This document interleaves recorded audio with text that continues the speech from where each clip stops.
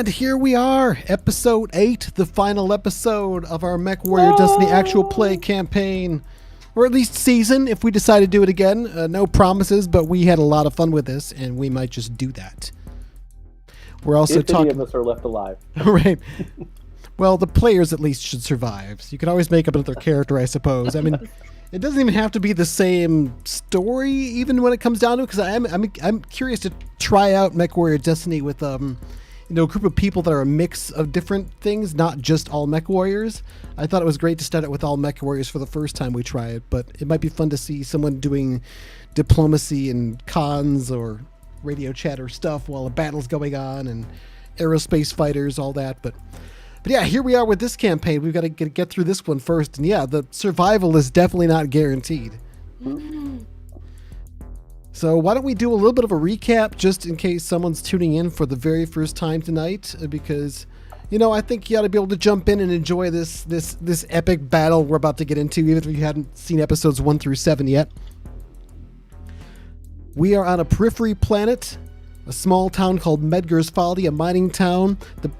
The planet itself is controlled by basically a pirate baron, just a brutal dictator, and the local garrison of this mining town was in what they believed to be a smaller base than what it actually turned out to be.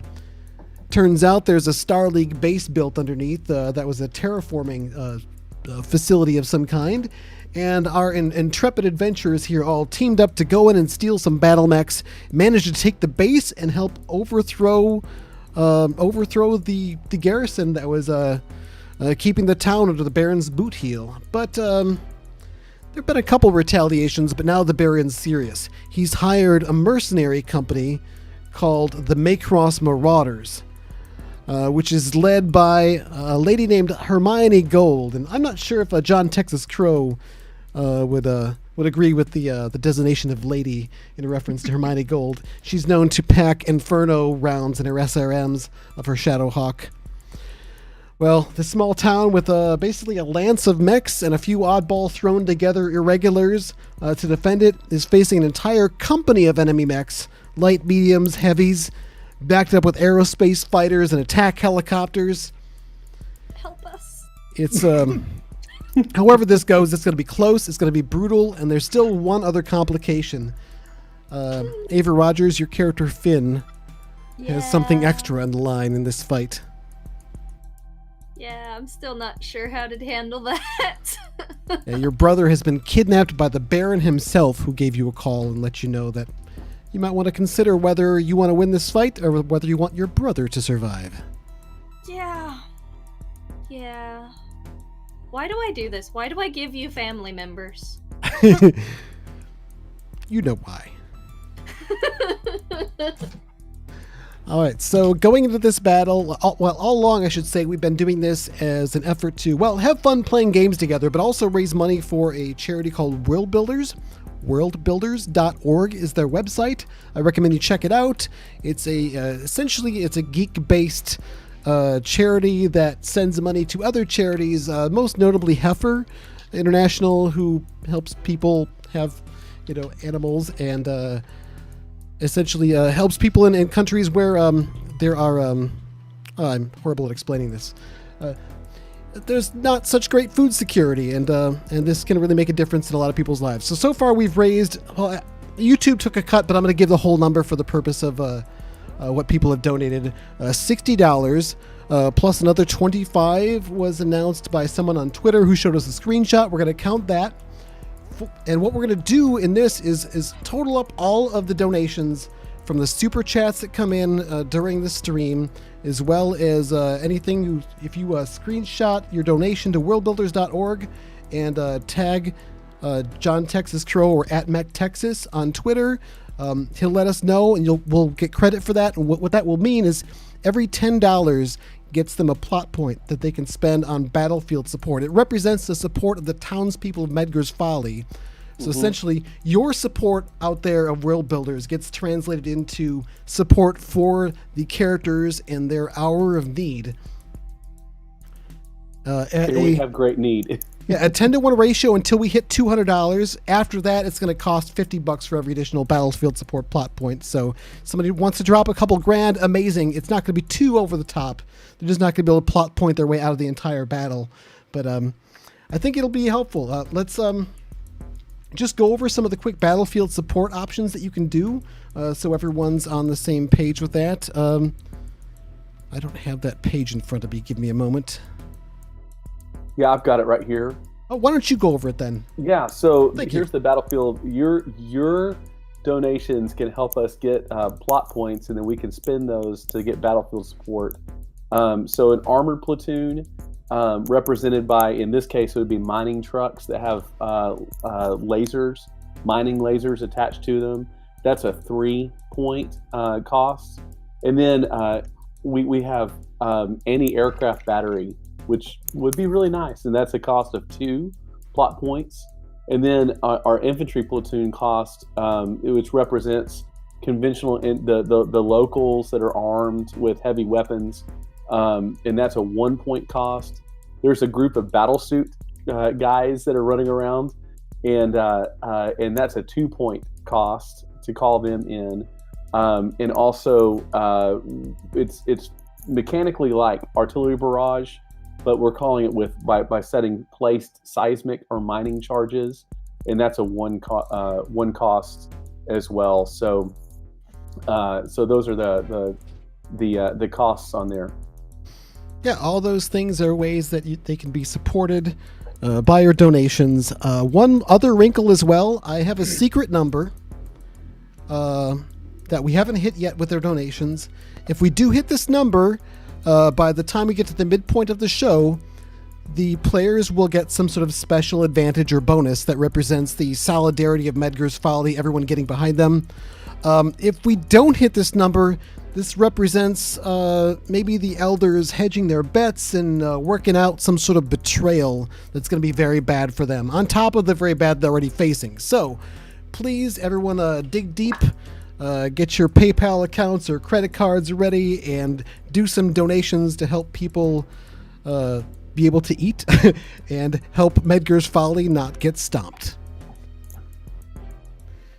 And Cliff, another 25. Another 25 has come in. Oh, another 25. That brings our total to 110. So now you have 11 plot points total to spend instead of 8. So, All right. That's pretty awesome. We're have not hit that magic number yet that I've secretly marked down. I feel like there should be a way for me to check this with somebody else so it would be fair, but I don't have somebody to do that with. So you're just gonna have to trust me. It's not an unreachable number, but it is a lofty goal. So we'll see how that goes. Now, what I'm going to do here is cut to a bit of an in media res here. Let's get to where the battle's already starting. We don't need to get things bogged down with any more planning or setup. If something does come up where you do want to say, hey, I want to have planned this thing that's going to help now, we'll use the flashback mechanic that we used before to remind everyone. It's like Blades in the Dark. You sort of describe an action that you've done in the past that doesn't actually retcon reality. It has to be something that might help you now or in the future or something you've set up. And then we do a flashback. You describe what happens. It costs you a plot point. And then you have to make a roll like you would with anything else. And that determines how successful it might be. And we cut back to the now time to see how that plays out. And sometimes there might be actual negative consequences if it goes badly. So it's a bit of a risk as well, but it's a nice way to get around the whole analysis paralysis of planning and focusing on a bunch of stuff that may never come up. That said, there has been a fair amount of planning.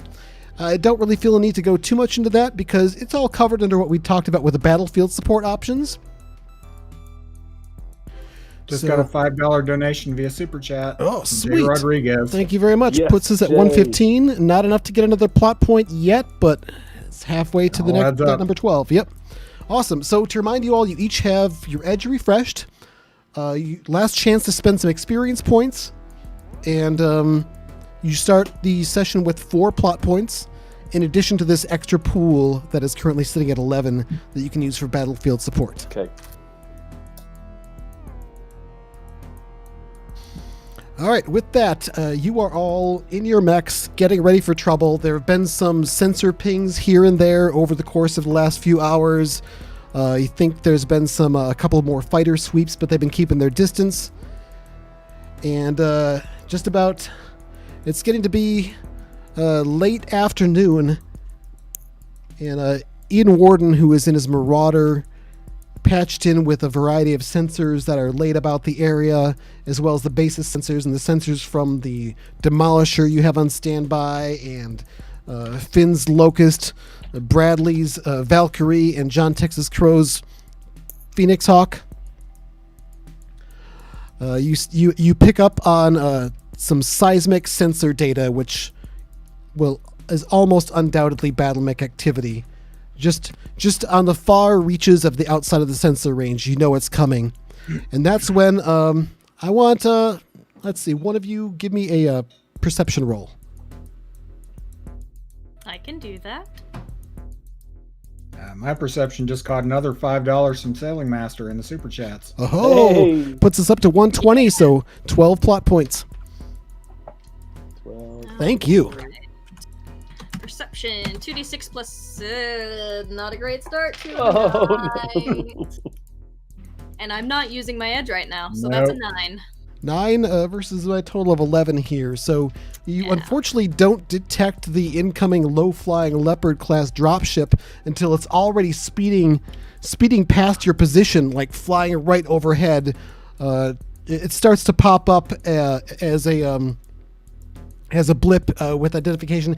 A Leopard class dropship is able to carry an entire lance of battle mechs.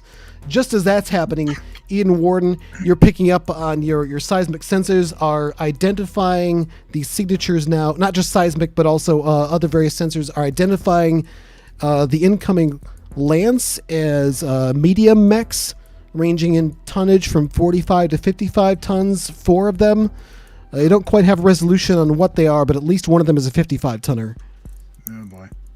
Yeah. That's jump gonna capable. Oh, good. It's popping. I don't suppose that's the one that the leopard just dropped off. Now you see the leopard seems to be zooming across towards. It looks like it's going to be flying toward the base, like maybe it's heading right there, or going to drop them right in town or something. Okay. I am going to spend 2 plot points for battlefield support. And I'm going to have the anti-aircraft, that freaking reflex cannon that we found still kind of operational. I'm going to have that thing try and shoot it out of the air. All right, Charlie fires up that super PPC. Oh my gosh, we're glitching a little here. Please excuse the gremlins. It looks like on my screen I'm flickering back and forth a little. Those of you in the chat, are you hearing us okay? Nobody said anything. All right, I'm going to leave it for now. It looks a little freaky, like kind of horror movie freaky. Kind of like The Ring or something. But yeah, it is strange. So apologies for those technical difficulties, but as long as you can hear me clearly and it's not too distracting, we're just going to keep going with it. But feel free to speak up if issues get worse on the stream end. Thank you very much. Okay. Sorry, where were... Oh, yes. Charlie says, bringing cannon online. It's she's timing the shot, powering it up, and the actual ship is flying. I said low flying, but it's still like, maybe about a couple thousand feet above the ground. Yeah. And it's tearing in towards. Looks like it's going to be trying to move past the base to maybe drop on the other side. And just as it does, the cannon fires off. The sky lights up in blue, and I'm going to have you make a roll, Ian, to see if it hits. I'm thinking tactics might be a good one, but if you got something else in mind. What is that, gunnery? But sure, tactics. I mean, you're not actually shooting it. Charlie is, but fair. I'll let you use gunnery. Yeah. No, either one. All right. That's a 15. That's not bad.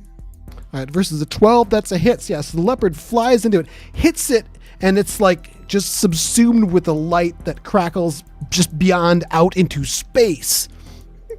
And when it flashes, you see there's this blackened form that's starting to fall apart and start tumbling toward the ground. It is no longer a drop ship; it is a dropping ship. What looks like Let's see. I think John Texas Crow, you're probably getting the best visual on it from your position, so you could be a perception test. Okay.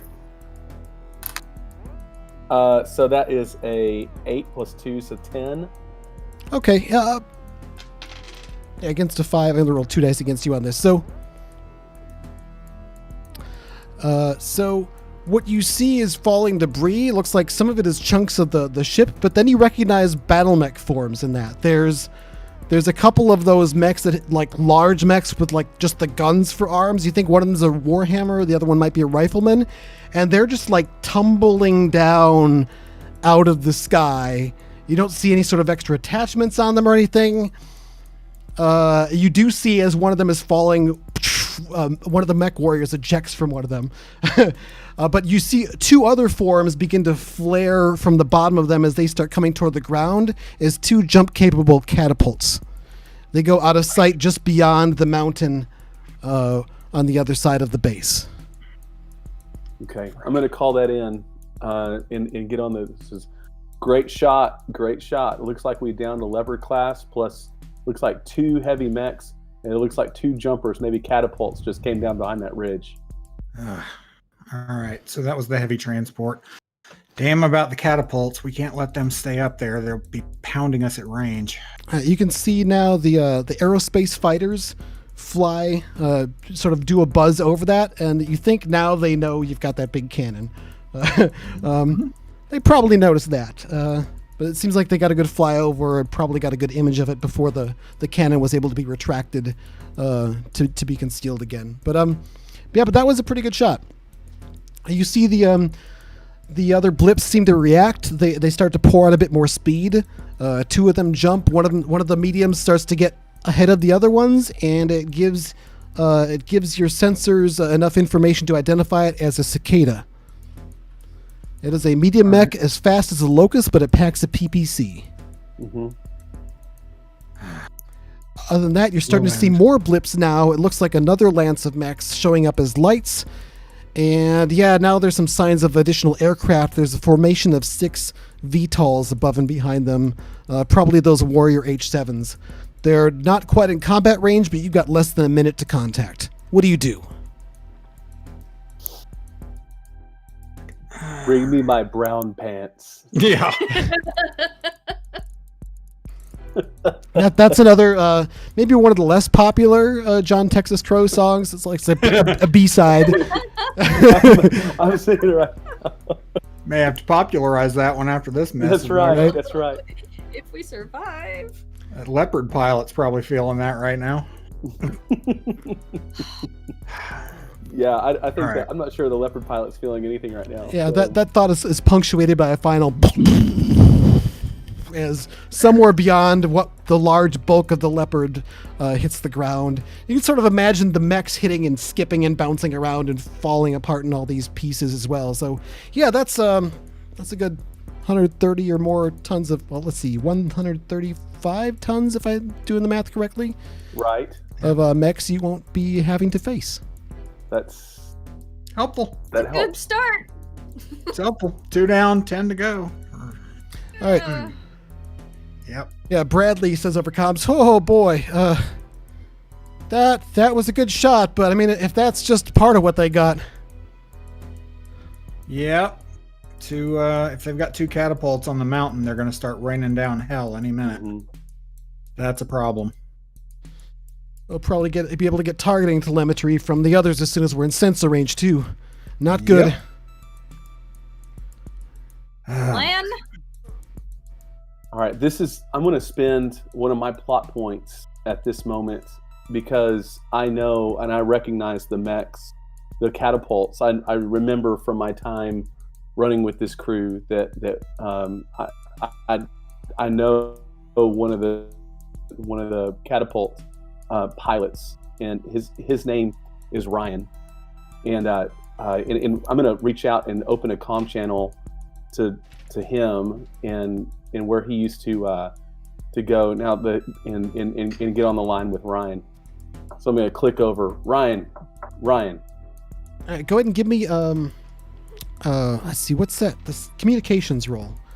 Communications plus int to to establish a connection to Ryan. Okay, so that's a 9 plus 2 is 11. I only rolled 2 dice against you, but I got an 11, so that was close.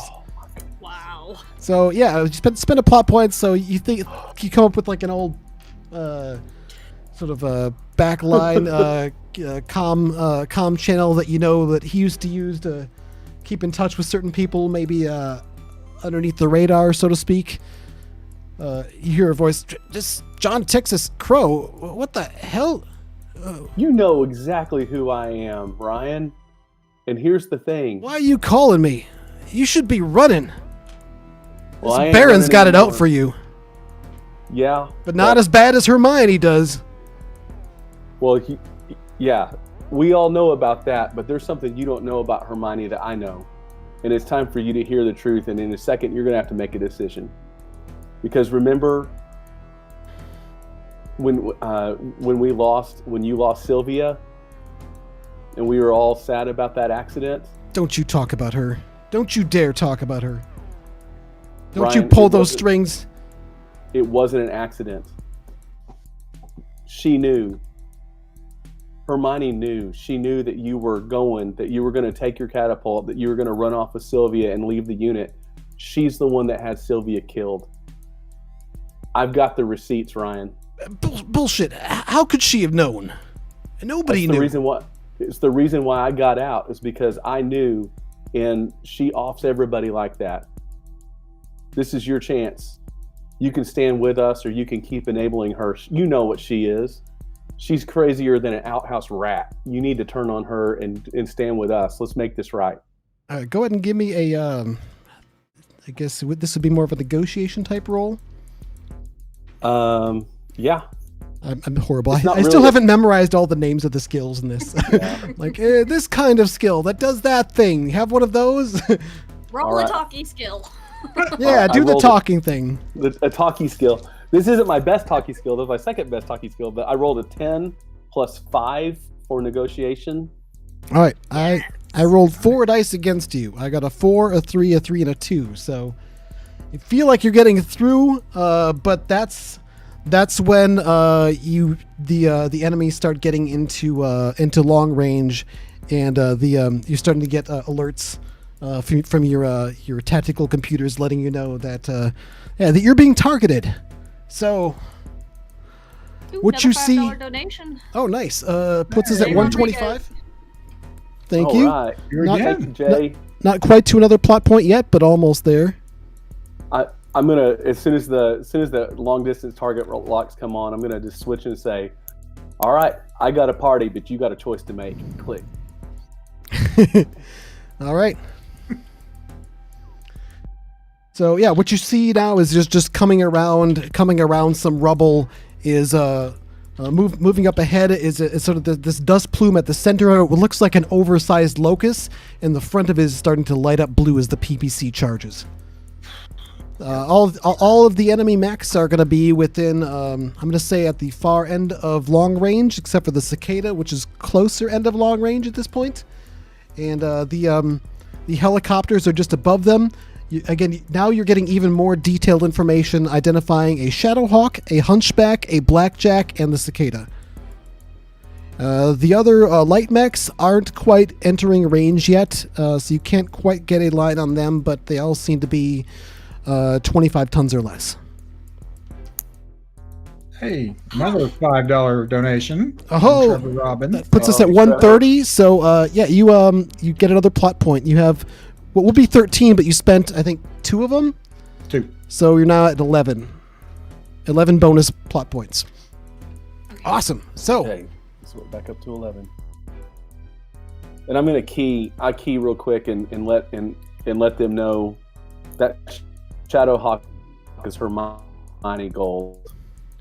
Yep. I'll mark her on the TACnet. yeah, and you can see sort of this like flare of the gold chrome accents on the mech as he mentions that. Wow. All right, so here we go. Battle mech combat. Let me pull up my cheat sheet on here because we haven't done this too many times yet. I'm terrified. Yeah. Why don't we Right. why don't we start things off with a Stressful. why don't we start things off with the tactics roll from your tactical genius? Genius, he says. I'm gonna roll 3 dice against you here. Well, You're I'm gonna the win. genius, just not tactical. I got a- I got 10. I got a 5, a 3, and a 2. So yeah, you almost got that. Oh. Oh, it died. All right. But yeah, you don't really feel like you've got a good grasp of a superior position or anything. Those catapults over there, the uncertainty, the incoming mechs, those aircraft. This is a tight spot, and you don't have any quick and clever answers on how to get an immediate advantage. So let's see here.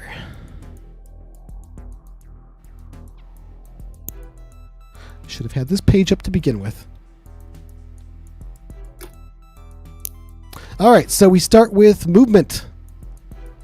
I'm going to say, because of the failed tactics roll on this round, each of y'all have to do your moves first. So who's going to go? He tied. He got a 10, I got 11. Oh, I thought you said you I got thought you said a 10. 5, a 3, and a 2. Which is Did 10. I? Oh, maybe I just mathed wrong. So I was yes, gonna say the numbers you called out equaled 10. I know. I remember feeling happy about Hey. it for a second. I I've know, got a I company remember and relief. helicopters and stuff to keep track of. I can't do math, but yeah, thanks for keeping me honest.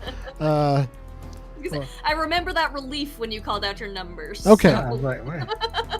So yeah, okay. I take it back. I just mathed wrong. So, all right. You've Doesn't got change the We barely description won. We very barely much. won. okay. You've got the tactical advantage. Then I will go ahead and do my moves first. Then, because that's actually beneficial to you because you can react. I'm going to say, as they're moving, another plot point happens and they step on landmines. I was just about to do that as well. Yeah. All right. So down to 10 of the bonus battlefield support plot points. Mhm. Let's see. And what does that do? You had listed that as 2 1-point damage groups they would fire off to the legs of whoever hits them.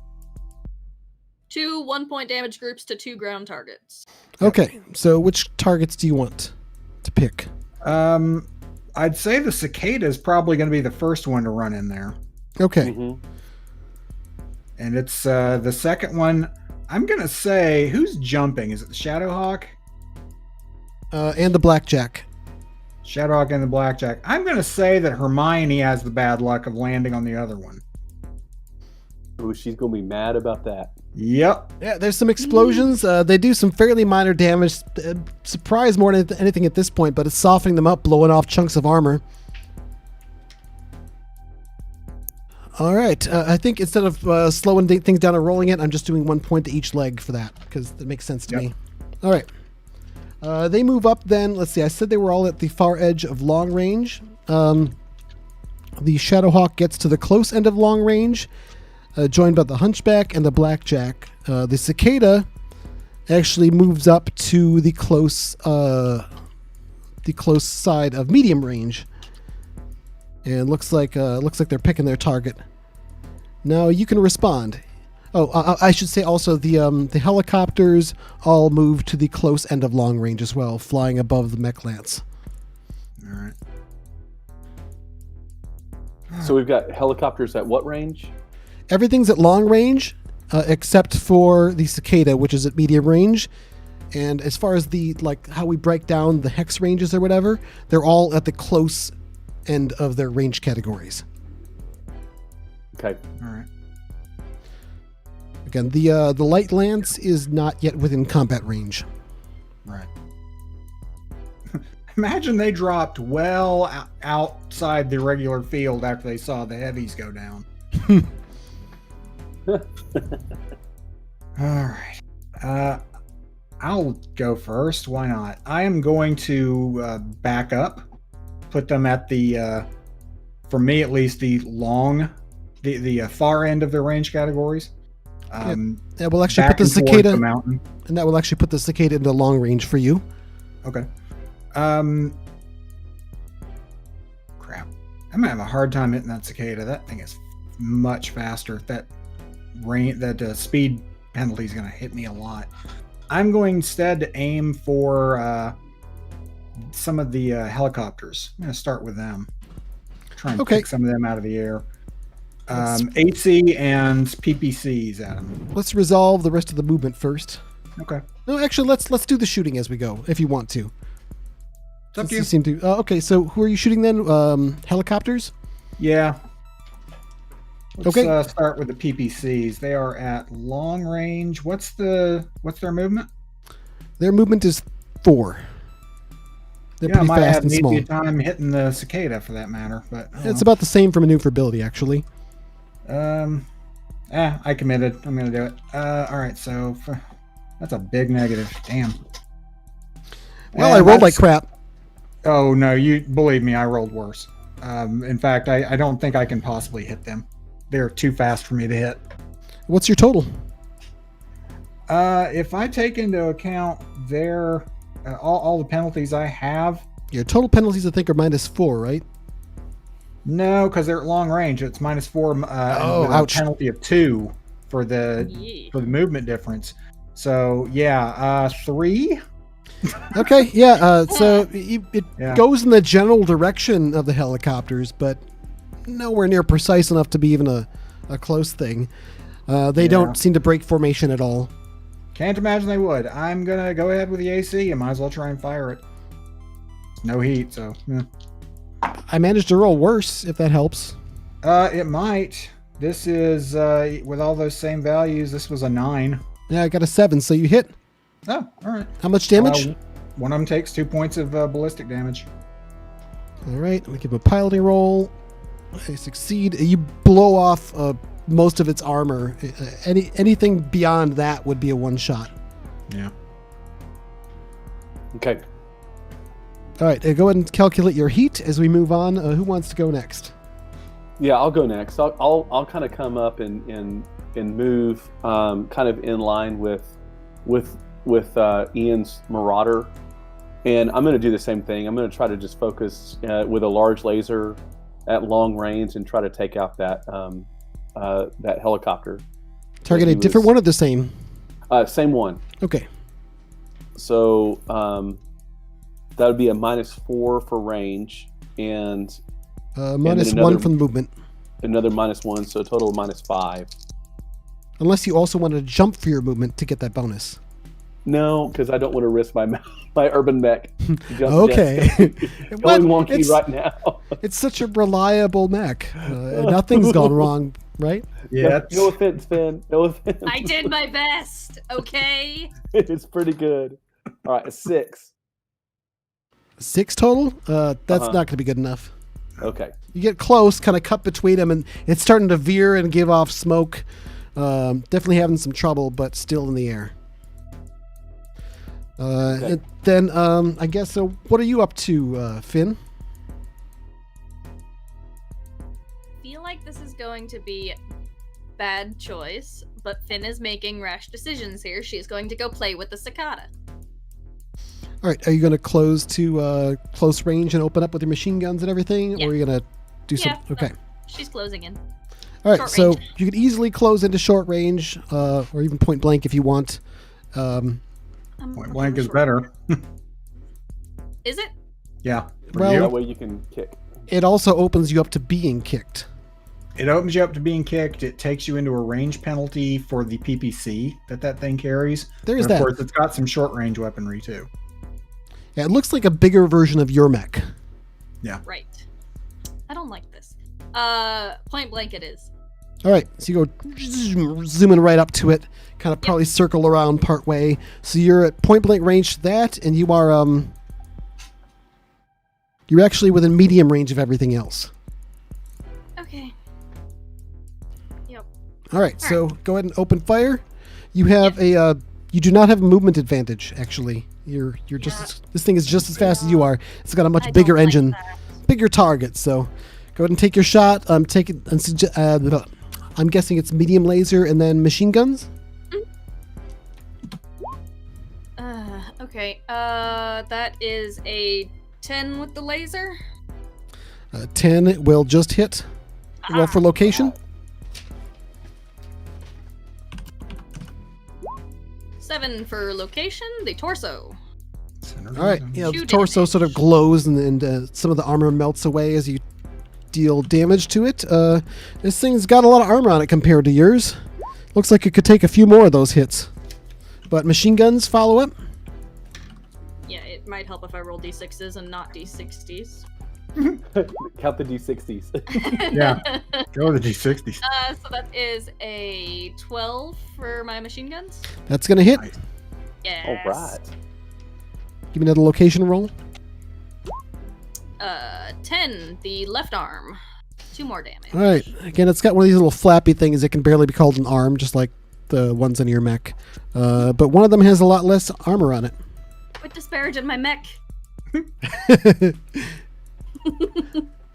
All right. I think that's it for y'all. Now the enemies will return fire. There's Unless you Brad. Oh, yes. I'm sorry. We must not forget Bradley in the Valkyrie.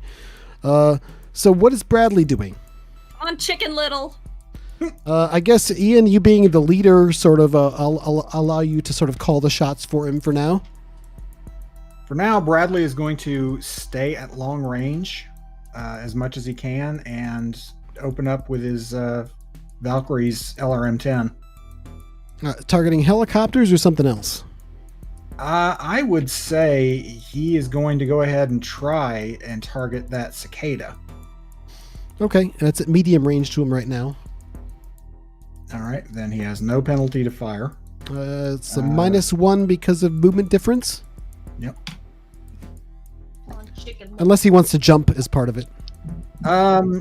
He's not going to build up any heat doing this, so he might as well. Okay, so he's got that +1 to attack and defense against the cicada. Yep. So roll for the missiles. I will roll to hit. I don't know what his gunnery is. You'll have to tell me. So, I rolled an 8 on the dice. All right, that's a total of 12. He's +4s in both. Okay. But I rolled an 11, so +4 is 15. So the cicada kind of hunkers down and moves a little bit, and the missiles fly over it. It's going to follow up with a medium laser? No, if he does that, I think he will build heat. Okay. All right, so my turn. Yay.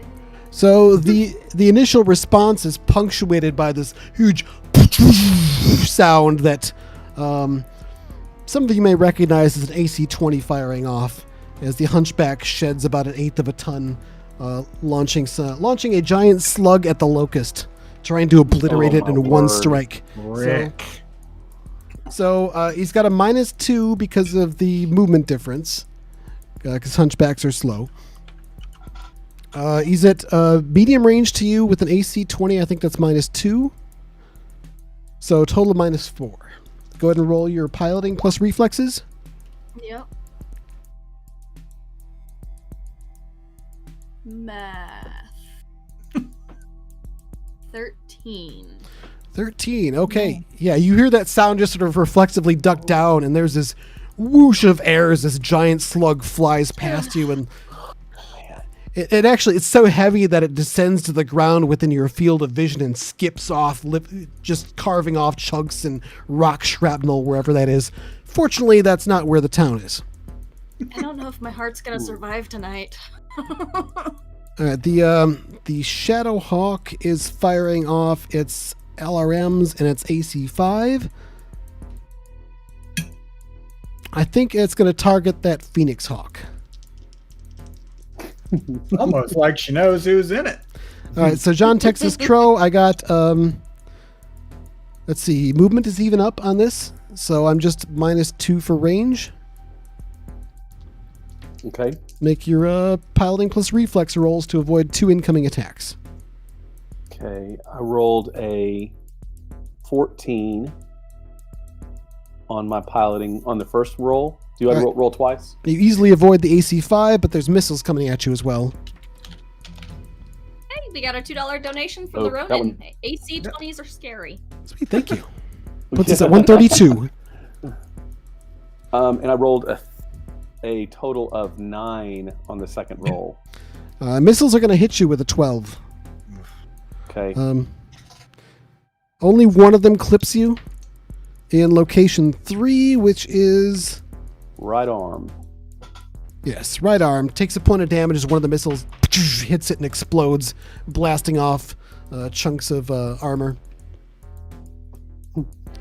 Minor damage. However, the Blackjack is now opening up with its AC2s, firing at the Marauder. Oh boy. We're even up on movement. It did jump, so it's going to get a +1 there. And I'm at -2 for the range, so only -1 overall.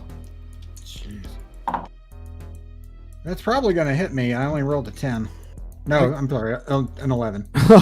I got a 10 total, so you see the shots just streak past on just on either side of your mech.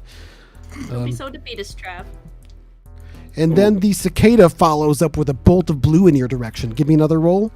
Let's see. This one has +2 for movement advantage and -2 for range. So It's an 11 again. oh man, I'm rolling for crap now. But yeah, PPC fires off, blasts into the ground about 30 meters in front of your mech. You see all the lightning discharge from where it struck the blackened ground. But your mech is untouched. All right, the Warrior H7s all open fire with their AC2s. I'm going to do this as a battlefield support action instead of making a whole bunch of die rolls. Let me look up exactly what I'm doing here. I've got all these cheat sheets and things, but I still have to look things up. Here we go. Yeah, I'm going to count this as a strafing run. Assign 3 1-point damage groups to up to 3 ground targets. So, bunch of AC2 fire. And I think we'll just hit all the player characters. So, let's see. 1 point to... We'll start with John Texas Crow. Right arm. Oh, head. dear. Oh, man. And torso. Go ahead and make your con roll to see if you pass out. Yeah, no problem. I can roll an 11. All right, and then now on Ava, 1.2. Sorry, Finn. Right arm. 1 point Okay. more to right arm. There goes my right arm. Damn it. That's just the armor on your right arm, right? No, I've only got 1 armor on my arms. Yeah, but then you've got structure. And then 1 structure. You're right. I was looking at something else. Yeah, so right arm goes flying off along with one of the machine guns. Damn it. And then your left arm is hit for a point of damage, stripping the armor off of that, exposing the machine gun casing to the elements. Yay. Now on the Marauder. 1 point to 11, left arm. 1 point to torso. And another point to the torso. All right. I think it's a time for those things to face some serious problems. 2 more points of plot for the anti-aircraft on them this time. Okay, the super heavy PPC isn't ready to fire again, but you've got additional smaller anti-aircraft weapons, mostly things like large lasers and I think some missiles that you strapped onto them as well. So, Yep. so you're spending battlefield support. I think you're sitting at 10 plot points of bonus battlefield support. This is going to cost 2. Yeah. Bringing you down to 8. That does 4 1-point damage groups to up to 2 targets. So we'll go with 2 fresh ones. That's enough to take 2 of them out. All right. So there are now only 4 of those Warrior H7s available. Streaking missiles just pound 2 of them out of the air. Yeah, there's lasers strike out and just all these missiles come flying out. I'm going to do one of the things sort of as a battlefield support. As now you see, looks like 4. I'm going to say, 2 other batches of missiles go streaking out from around the mountain at the same time, but they did not come from your base. They come falling down among your mechs. As the catapults open fire, and I'm going to count this as a strike lance battle mech support. Assign 2 1-point damage groups to up to 4 separate targets. But I'm going to cut that in half because only one of those 2 catapults is firing just now. So let's see here. It'd be John Texas Crow is hit, and the other person is Bradley. So John Texas Crow, you take 1 point to your torso and another point to your left leg. And the Valkyrie takes 1 point. Oh, hold on a sec. Did I do 3 of them? There's supposed to be 2. 2. Okay, good. Yeah, you just gave me 2. All right, so left arm and torso, 1 point each to the Valkyrie that Bradley's piloting. Taking fire! It's those catapults on the other side. I knew they'd be a problem. Yeah, I agree. Said they would be. All right, so we get to the end of the round. I don't think anyone's suffering from heat. The mechs are mostly intact. But yeah, it looks like the opposing light lance is moving in just to the edge of combat range now. They're not quite entering. They could have, but they're sort of skirting the edge of the combat. Hard to tell exactly where they're angling, whether they're trying to make a flank, hit the base, or do something else. They haven't telegraphed their move yet, but they haven't entered. They have not entered the battle against you. I will also say we're sitting at 132 as far as our total donations for World Builders. We have not hit the number yet that will save the team from a betrayal by the midpoint. We're getting close to that, so. Give. Close All to right. the amount or just close to the midpoint? Both. I'm terrified. All right, let's get into the next combat round here. I think a little bit different music.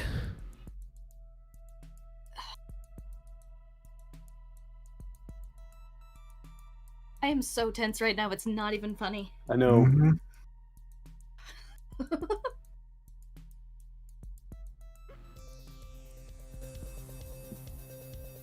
My mech is All right. fragile, please quit attacking me. Okay, so on your turns, what happens is enemies move. The Shadowhawk moves closer, so it's at the short and does a jump and gets within the short side of medium range. I'm just gonna say like all of the medium lance moves up to support the cicada, so they're all at the same range now. The helicopters actually that were hanging back more, they suddenly zoom forward, and they get to within short range of the Marauder. Oh boy. Let's see. Otherwise, yeah, those other light mechs are still on the edge of things. That's their movement. How would you like to respond? Finn, you're pretty much at point blank range to all of the other mechs now. Oh, wait, we forgot to do your kick last round. Oh, yeah. Yeah. I don't Let's do resolve very- that. It's a piloting roll. Yep. I believe that's a 12. Let me check my piloting. Yes, 12. A 12 will just hit. Make another piloting roll as they're trying to kick you back, though. Yeah. 18. Yeah, you sort of avoid the rear hoof-style kick from behind as you skirt around and kick it from the other side. How much damage do you do on a kick? 2. All right, you knock off most of the rest of the armor on the Demolition's blackened cicada's leg. This thing is a lot tougher than your mech. That doesn't take much, No. True. unfortunately. It tried to kick you back. You kicked it into the next round. So again, reminder, you're at point blank range to all of the enemy mechs at this point. Everybody else, I think, is within medium range of it. Where do you want to move to? Ava, let's start with you. Let's get out of point blank range. I don't like being here anymore. Do you want to get back towards, get close to the Marauders so you'll be able to fire on the helicopters if you want, or are you moving somewhere else? Well, that sounds good. Yeah. Okay, so you're able to move up to 4, I think? Yeah. Let's see, I think 3 would put you at point blank range with him, so everything else would be at medium. If you wanted to, I think you could step one further away. You'd still be within medium range of everybody else, except for the helicopters. But if you stay here, you have better range on the choppers. What about John Okay. Texas Crow? Where are you moving to? Yeah, so I'm gonna click on. So John Texas Crow clicks on his comms and opens up to a wide channel, and yells out, "Hermione Gold, you couldn't stay away, could you?" Oh, great. Let's taunt her. Yes. You That'll go swimmingly. hear over the comm a very angry voice saying, "John Texas Crow, you're gonna burn! You're gonna burn in your cockpit, you son of a bitch!"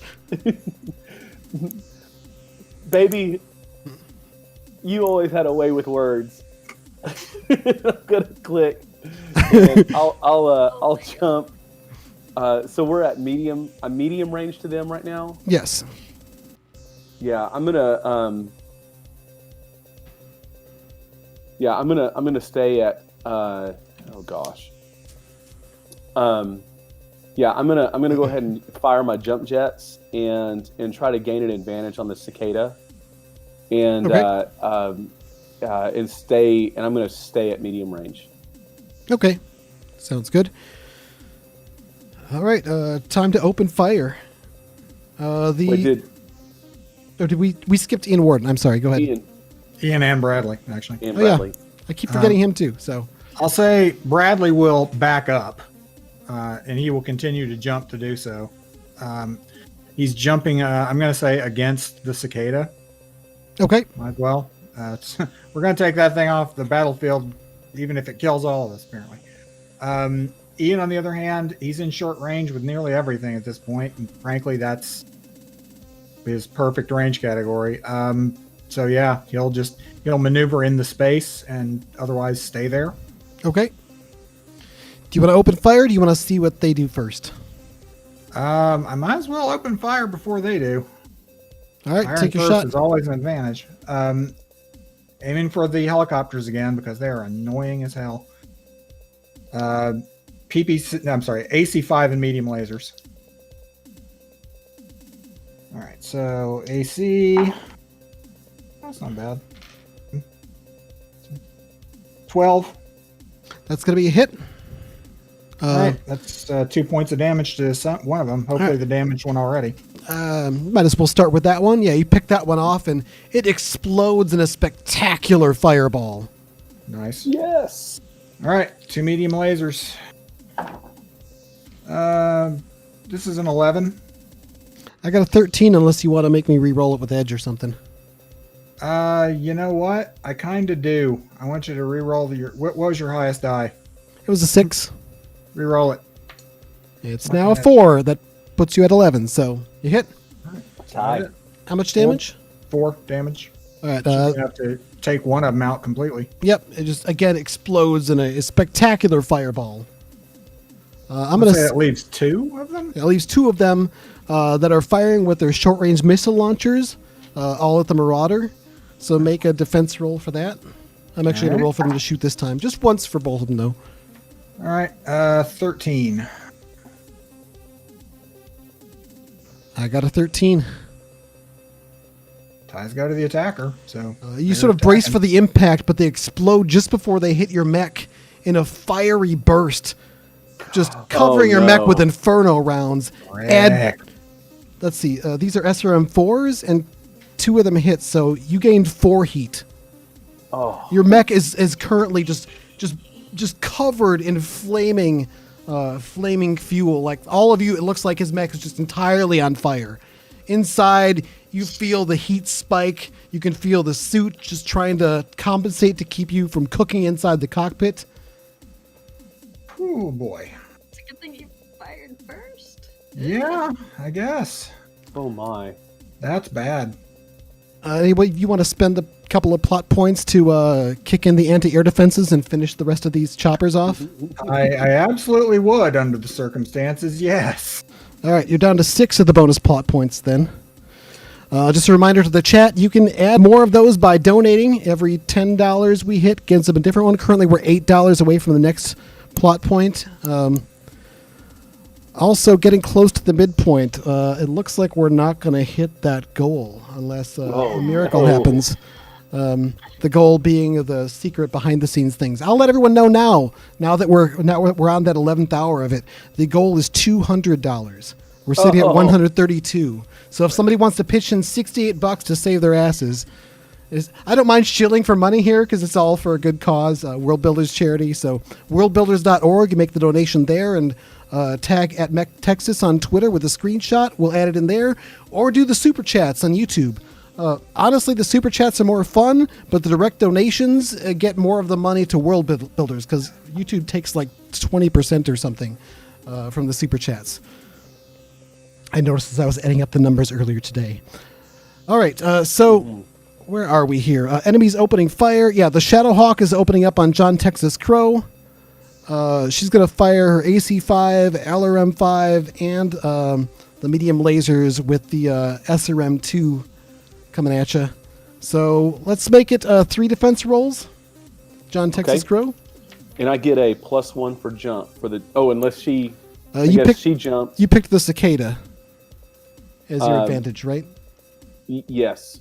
But I get a +1 for everybody attacking, right? I thought it was attack and defense against the one target, but let's just roll with it. Okay. All right, here I go. All right, so the first roll is a 7 + 6 is 13. Easily avoid that one. Second roll is a 9 + 6 is 15. That definitely avoids the attack. And the last roll, I rolled like crap, so you need like a 7. Can you even fail that one without snake eyes? Oh, yeah, same roll. 9 + 6 is 15. Yeah, she's all like firing wide and wild. She's probably building up a little heat too with that. Seems to be very focused on shooting you right now. The Hunchback also joins her in opening fire on you, so there's a and the AC-20 round is going after the Phoenix Hawk this time. Okay. Probably going to miss wide with that roll. I got range penalties I rolled too. An 8 + 6 is 14. Yeah, you avoid that. But you've got even more incoming fires. You can see the Blackjack's long arms tracking your position, and the AC-2's firing off. Oh, boy. Just got a $10 super chat from Opti. Oh, sweet. Thanks, Opti. And 10 from the Ronin. Oh, wow. Okay, so Awesome. it's more plot points, and we're now only $48 away from Doomsday. Oh, good. Oh, don't tell me that. Thank you. Doomsday. Doesn't sound good. All right, so I rolled a 12 against the Blackjack. That is going to evade the attack as well, just barely. I haven't been rolling very well against you this time, which is, I suppose, is good But I've been considering the rolling amount well. of firepower. The Cicada is going to, since it's got some range now, it's going to squeeze off its PPC shot at that annoying locust that kicked it. So make your defense roll against the big blue bolt of doom, Finn. All right. 17. Yeah, you easily evade it. The bolt passes dangerously close to Ian Warden's Marauder, but doesn't hit him. And just so you know, I did check the jump rules. It is you get advantage on the target you jumped against. You get a disadvantage of -1 to shoot anybody else, but you do gain a defensive bonus against anyone trying to shoot at you. Okay. Okay, cool. Thanks for looking that up. Yep. Hey, Another $10 super chat. Oh, sweet. gee, I wonder who that's Really? from. At 162 at 9 plot I points. wonder. All right. So I'm going to call the break at 10 after 9, no matter what happens. So we have a deadline to go with, and I'm not being too loosey goosey with it. I was going to call it right on the hour, but we'll give you a little bit more time, and we're in the middle of this. So let's see. I think that's all of my shooting. You expect there to be another long-range missile bout flying over the other side, but at that point, there are now 2 catapults on the other side of the mountain that you can't directly observe, but they're in the middle of a duel with medium lasers against each other. One of them leapt back and turned around as it fired after it got shot in the back by 4 medium lasers. So the catapults are fighting each other now. Okay, Yay. nice job. Okay. The meme from Godzilla. Let them fight. All right. That's it for that round. Movement. Just a reminder. You skipped some PCs that Oh, for attacks that you last got shooting round. to do. You Yeah. skipped some PCs with Only- attacks. You also, I've got a heat You problem skipped I need to Bradley. resolve. Yeah. So Yeah. Ian Warden's the only one that fired, right? So sorry. Yeah, he was the only one to fire. Yeah. Let's do the heat thing last. Another $10 from Michael Thornton in Oh, Super sweet. Chat. Hey, Thank you, thanks, Michael. We're We're getting close. there. This is Where are so we at? cool. This is so cool. Where are we at, Cliff? We're at 172 out of 200, Oh. and you have 10 bonus plot points. $28. $28 in the next 10 minutes. We can do it. I'm gonna go All run right. and give plasma real quick. I'll be right back. Yeah. All right. Who's shooting next? You want? I've only got one since I'm at medium range. Yes. Yeah, you're at medium range with the other mechs. There are no longer any targets up at close because all the helicopters have been shot down. Enough. That's fine. I'm just gonna take my medium laser at the. I'm just gonna keep firing at the cicada.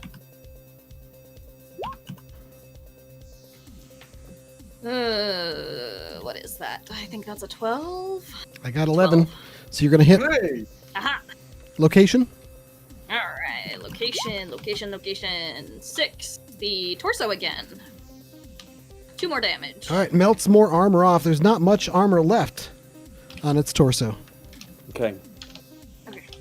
That's all I have for medium range. All right, Bradley gonna fire on the cicada as well.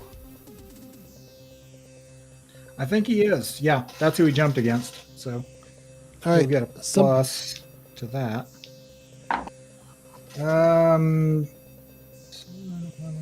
12 with that bonus, so I think it's a 12. I got a 13, so it narrowly avoids the incoming attack.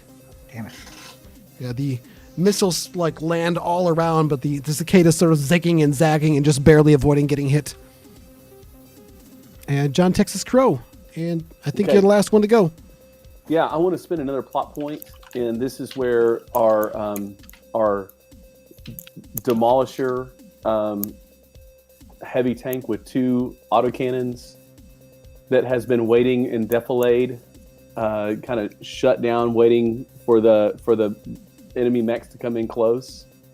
And this is where they're going to go ahead and open up on that hunchback that has worked its way into short range to it.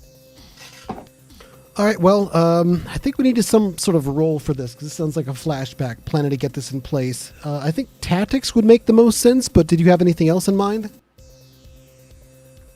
Other than me conning them into a suicidal position, that would also be the thing that I could do. It's not suicidal in a demolisher. That's true. It'd be more of a leadership, but yeah. I'll do leadership. That sounds All right, good. so you've been I can talking. help you with the tactics if it'll give you a bonus, like where to place them and when to. It's sort of when to power them up. That sounds good to me. We can keep. So I rolled a 7 plus 5, so an 11 for leadership. My tactics roll is a 14. 7 right. plus 5 is 12. With your teamwork, 7 plus 5 is 12. Math is hard. yeah, with your teamwork, you're able to get it placed pretty well. They don't actually, they're not actually moving past where the ideal position is. So the Demolisher does have to move some before it makes its shot, exposing it right in the open there. But go ahead and fire. I think it's 2 separate shots for it, Okay. with a +4 on the gunnery roll. First roll is a 10. That hits. Second roll, Is give him the old double barrel.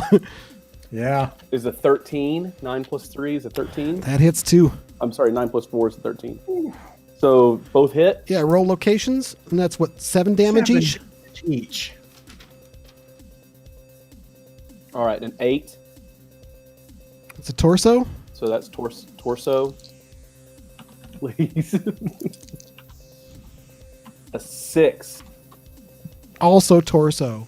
So yeah, Oh my Yes. it has a total of 14 between the internal structure and the armor.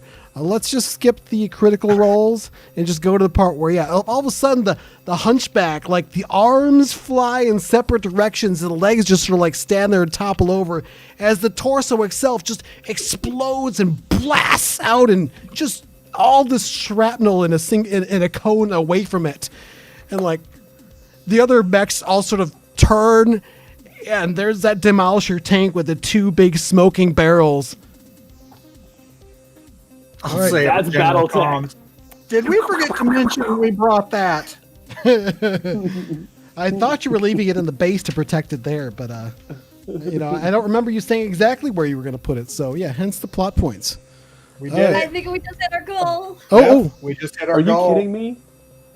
No. Did Trevor just put us over the top? Trevor put us over the top by $2. All right, sitting at $202. Let's see, 9. You now have 12 plot points available, but now the plot points only come at $150 of donations above this point. Oh my goodness! And I will tell you that the townsfolk actually, some of them pulled off an operation. Some of the hovercraft were not set up to operate the turrets as turrets or have the lasers mounted on them. I'm not talking well here. They actually headed to the capital. Unbeknownst to Crow, his crew of battlesuit dudes all went along with, and they just pulled off a successful rescue mission on Finn's brother. Nice. So if Never call him a battle underestimate suit, the but that's power- fine. So you don't have the battlesuit Battle battlefield support suit. option on the table anymore, but you get a comm message in. Hey Finn, I know you're in the middle of a battle, but you're gonna want to see this. Shh, it's your brother. Hey, I'm safe. These guys in battle armor came in. It was so awesome. Just kick their asses, okay? Got it. Right. All right. That is so Something awesome. done, kid. Okay. Anything else I didn't resolve yet? Oh yeah. I will also resolve now. Battlefield support by the opponents. I'm going to activate the light lance, and they're sort of sweeping around the edges. Yeah. Oh, no. So I spent the plot point and had the demolisher go. Do I go as well, or is that my? Oh yeah. Sorry, you can take your own turn as well. Yeah. Okay. Yep. Yeah. Well, I'm gonna go ahead and fire medium lasers and machine guns at the cicada. Okay. Is that short range to you? No, medium. Medium range.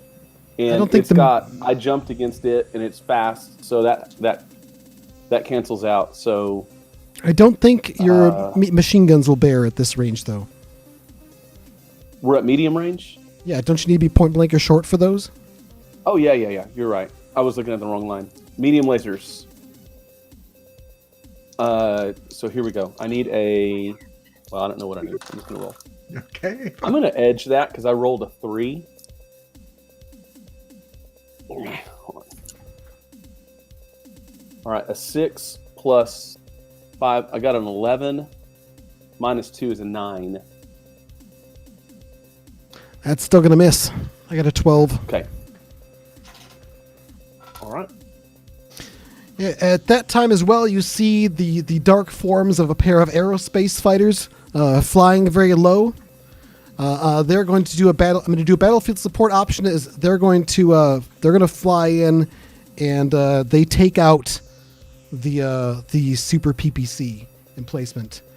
They fly over that. They target it and hit it. Charlie says, "Main anti-aircraft cannon down." Yeah, I'm going to counter spend that with the firing the other anti-aircraft at That's 2 plot points, bringing you down to 10. Yep. All right, and how much damage is that again? 2 4-point groups to 2 targets? Yeah, I believe so. All right, so I'm just going to do them straight up to the main armor on these. They're still going to be in the sky at this point, though, because they're mediums. I don't have the stats in front of me for them because I've been using them as more of a background option here, but that'll do for that. So the other thing is the light lance sort of moves around, kind of sweeps through and strikes at the demolisher tank. But again, as a battlefield support option, not rolling dice. So let's see here. think I might want to counterspend a point on the mines for them as well. Okay. Let's see here. How much damage does that do? Two 1-point groups to the leg table. All right, so that'll damage some of their legs. You actually get a positive sensor contact on them. You look at it: 2 locusts, a wasp, and a stinger. So that checks out with your intel. And yeah, they've taken some damage, but they pour on the fire on the Demolisher. And I'm gonna sort of ad hoc this a little bit and just add them all to one target here. The Demolisher takes a total of 8 points of damage from the onslaught. I don't have the Demolisher stats in front of me. It might be able to survive Right that. now, I'm assuming. Let me see if I can find it. We're just going to put them in the chassis. The Demolisher's armor is 8 points. Even one location is only going to get. If it's spread out, it can't penetrate to structure. If it's all to the rear, they go 1 point into structure. Let's do 2 points on each side. All right. Is front, back, and sides right, or is it just front and back? Front turret, light side. Sorry, there's 5 technical areas they can hit: front, turret, right and left sides, and rear. I'm just going to roll one location. It all goes there. Oh, crap. Okay. I got a 7, so that would be the front. All right. And does that penetrate? Nope. All right. 5 points of armor left in the front. Yeah, you can imagine the deafening sounds in there. Actually, the wasp, its shots don't actually deal damage, but I mean this is all flavor text. Medium lasers poured at machine gun rounds, just focusing on it. One of the mech gets a kick in as it moves past, and then the wasp turns and fires a couple of SRM2s right in the back, which wash the back of it with Inferno rounds. Doesn't actually hurt it any, but that last one. But yeah, the Demolisher is still in the game then. And at that point, still a problem for vehicles, but yeah. Before we go to break, then I'm gonna say one more thing happens. Charlie says, "Oh no, what now? Incoming dropship orbital." Oh, I have no defenses for intercepting unless it comes very close. Can you get telemetry on it? Target is identified. It's you can probably see it with the naked eye from with the re-entry heat. It looks like it's coming right for us. Perceptions. No, we're just gonna cut off to the break at this point. Yeah. Okay. Yep, of course So, we are. Yeah, Life is cruel. let's do a 10-minute break, and Everybody, then check your smartwatches to see where your heart rate is right now. Good news, people. You don't need to do your cardio today. I'm really glad we have an 80-ton heavy tank on our side. Yeah. Good call. All right. Well, thanks for joining us so far. Stick around. We've got the most exciting parts yet to come, I think. This is maybe not going as badly as it could have, but yeah, still pretty messy. Definitely could be a lot worse. We'll be back in about 10 minutes. John Texas Crow is using the break to fluff out his mullet.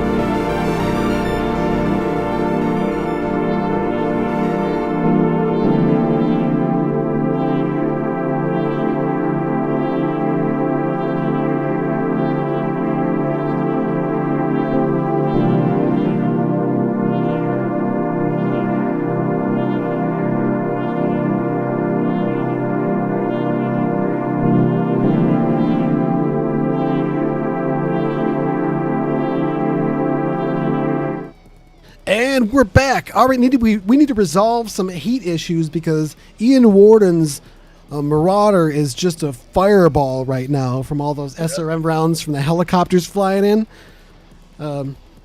So I think you need to roll, since you have 3 heat that you haven't been able to soak, you need to roll an 8 or better on 2d6. Yep. So let's do that. Avoid shutdown. All right. I'm going to edge one of my dice so that I do not shut down, because I would have. And I do still shut down because it rolled the exact same thing. I Oh, man. no. rolled a 6. Yep. So the Marauder goes into emergency shutdown, and I am not panicking. I am not panicking right now. I'm not happy about it, but I'm not panicking. Yeah, the mech sort of like leans forward. The arms sag a bit, but don't quite touch the ground. It sort of sits down a little bit lower on its 2 big legs, and it's burning. Yep. I'm already going through the motions for the startup process, but I'm going to lose my next turn completely. Ouch. Yeah, you've lost him on comms and everything right now. All right, so Shit. so as far as the movement goes, yeah, the Hunchback is just blown to bits. The Shadowhawk is still fairly intact. The Cicada's been chewed up a little bit. The Blackjack is doing just fine. The Blackjack is going to kind of jump back a little bit and turn its attention on the turning towards the Demolisher. Looks like the Cicada begins to run around to get a little bit longer range from you all, but also get to a good firing position on the Demolisher. Looks like they're all angling at that double AC-20 monstrosity. Except for the Shadowhawk, which jumps to gain advantage against John Texas Crow and enters short range, or stays within. The other light mechs are actually going to enter combat range. I'm going to put them at the close side of long range, past the Demolisher, after the movement this time. So they're not actually in range of any of their weapons at this point. Okay. On the other side of the mountain, the catapults are dueling. And Charlie lets you know, continuing with telemetry information, confirms that one Leopard-sized class dropship is on its way, heading straight for the battlefield. It appears that the Macross Marauders have reinforcements. Okay, John Texas Crow, how would you like to move? Okay, so how far away are we from the Cicada at this point? Cicada's going to be at a medium range to you. Okay, I think. I want to jump and move to short range against the Cicada. Okay. I mean, I'll roll for my jump jets. Oh yeah, because that urban. Oh, I urban barely touchdown. made it. All right. I barely made it. Okay, we're good. We're good. It's trailing some smoke and making a weird noise from one of your jump jets, but it's working just fine. Yeah. It's definitely. I'm like pounding on the control switches and everything to get a smooth landing on this one. So that was as close as I can without having consequences there. So yeah.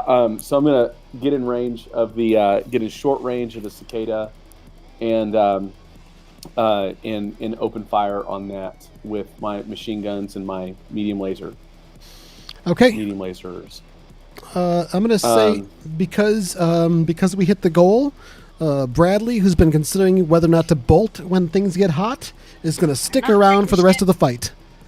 So he's gonna move into medium range, actually on foot this time, moving towards the Cicada as well, angling to get missiles and a medium laser shot off without building up heat. Finn, what about you? I think Finn is going to move into short range with the Cicada, Okay. so I can fire off more of my weapons. Who wants to shoot first? I'll go. All right. And I'll do it with Well, I said short. Is it okay to be in point blank, or is that a different move? Would I be able to move into point blank from that move? I'll let you do it with a plot point, because you can spend a plot point Okay. to move an extra right. speed. All right. So you just got to kick on an extra run, maybe a slide with the landing, cover some extra movement. That's what I do. And I come up, and it's time to get both my 2 medium lasers, 2 machine guns in on this action here. So against that cicada. All right. So All right, you have a medium -1 lasers. because of maneuverability differences. Okay. I rolled a snake eyes, so I'm going to re-roll that. So using my second edge, and I rolled a 9 + 5, 14. That's going to hit. Give me a Okay. location. So 4 damage in the 5 right leg. How much damage did you say? 5. I'm sorry, 4 points in the right leg. All right, that leg is into the internal structure. Give me a crit roll. Yes, I rolled a 9. All right, give me a roll a d6. See what happens. 2. All right, be -1 maximum movement. You damage some actuators. You can see some of those coils suddenly burst free and just sort of flapping around, flailing. Nice. All right. Now I'm going to follow up with machine guns. All right, no maneuvering penalty this time. Okay, so I get a +1. No, yeah, that's right. So 6 + 5, 11 + 1 is 12. Versus 11 is going to hit. Okay, 2 damage in the 4, the right arm for 2. Okay, that's going to penetrate as well. Give me another crit roll. And no crit. Okay. I got a 7 on the crit roll, so no crit. All right, that's what I. Oh, and then in the physical attacks, I'm gonna do a physical attack, but I'll save that for then. All right, the cicada is going to fire off a PPC round. I'll resolve that now. It's going to shoot at Ian Warden's mech. Oh, of course it is. And hits Of course it does. in the torso for... Yeah, as things are starting up, there's a sudden flash and flare, and your mech rocks back and forth as you take... Where is it? 4 points of damage to the torso. All right. Mm. Not great. As the lightning dissipates, it looks like it actually put out a lot of the flames by just blasting away a lot of the burning fuel from the Inferno rounds. Finn, do you want to shoot next, or do you want to see what Bradley does? Yeah, I'll shoot next. All right, you have a bonus of 1 against the cicada because it's limping now. Awesome. So 2d6 for my medium laser first.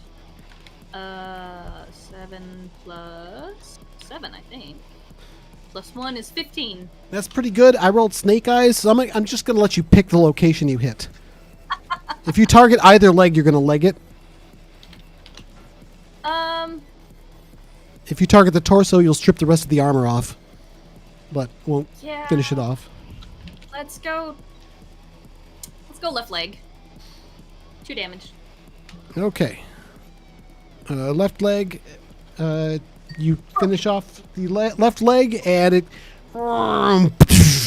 hits the ground and starts to skid. Follow up with the machine gun? Yes. So how does that work, since I am missing an arm? Does it just half the damage? Yes. I assumed so. I couldn't find it. There's no mention of... There's 2 mentions of paired weapons in the book. I think technically, rules as written, it would all be there unless it gets taken out by a crit, but let's just do it this way. It makes sense to me. Yeah. 16 this time. That definitely hits. Roll location. 8. Torso. Torso. Okay. You knock off some chunks of armor on the torso. That's me. All right. So Bradley says, "You want me to pour it on the cicada or hit a different one?" I would say, let's let him go after the that blackjack and start working on it. All right. He's actually gonna split fire then. Fire the long range missiles at the blackjack and squeeze off the medium laser at the cicada. So go ahead and roll, Ian. You can roll for him. He's at +4s. Actually, against the blackjack, +3 with all the modifiers.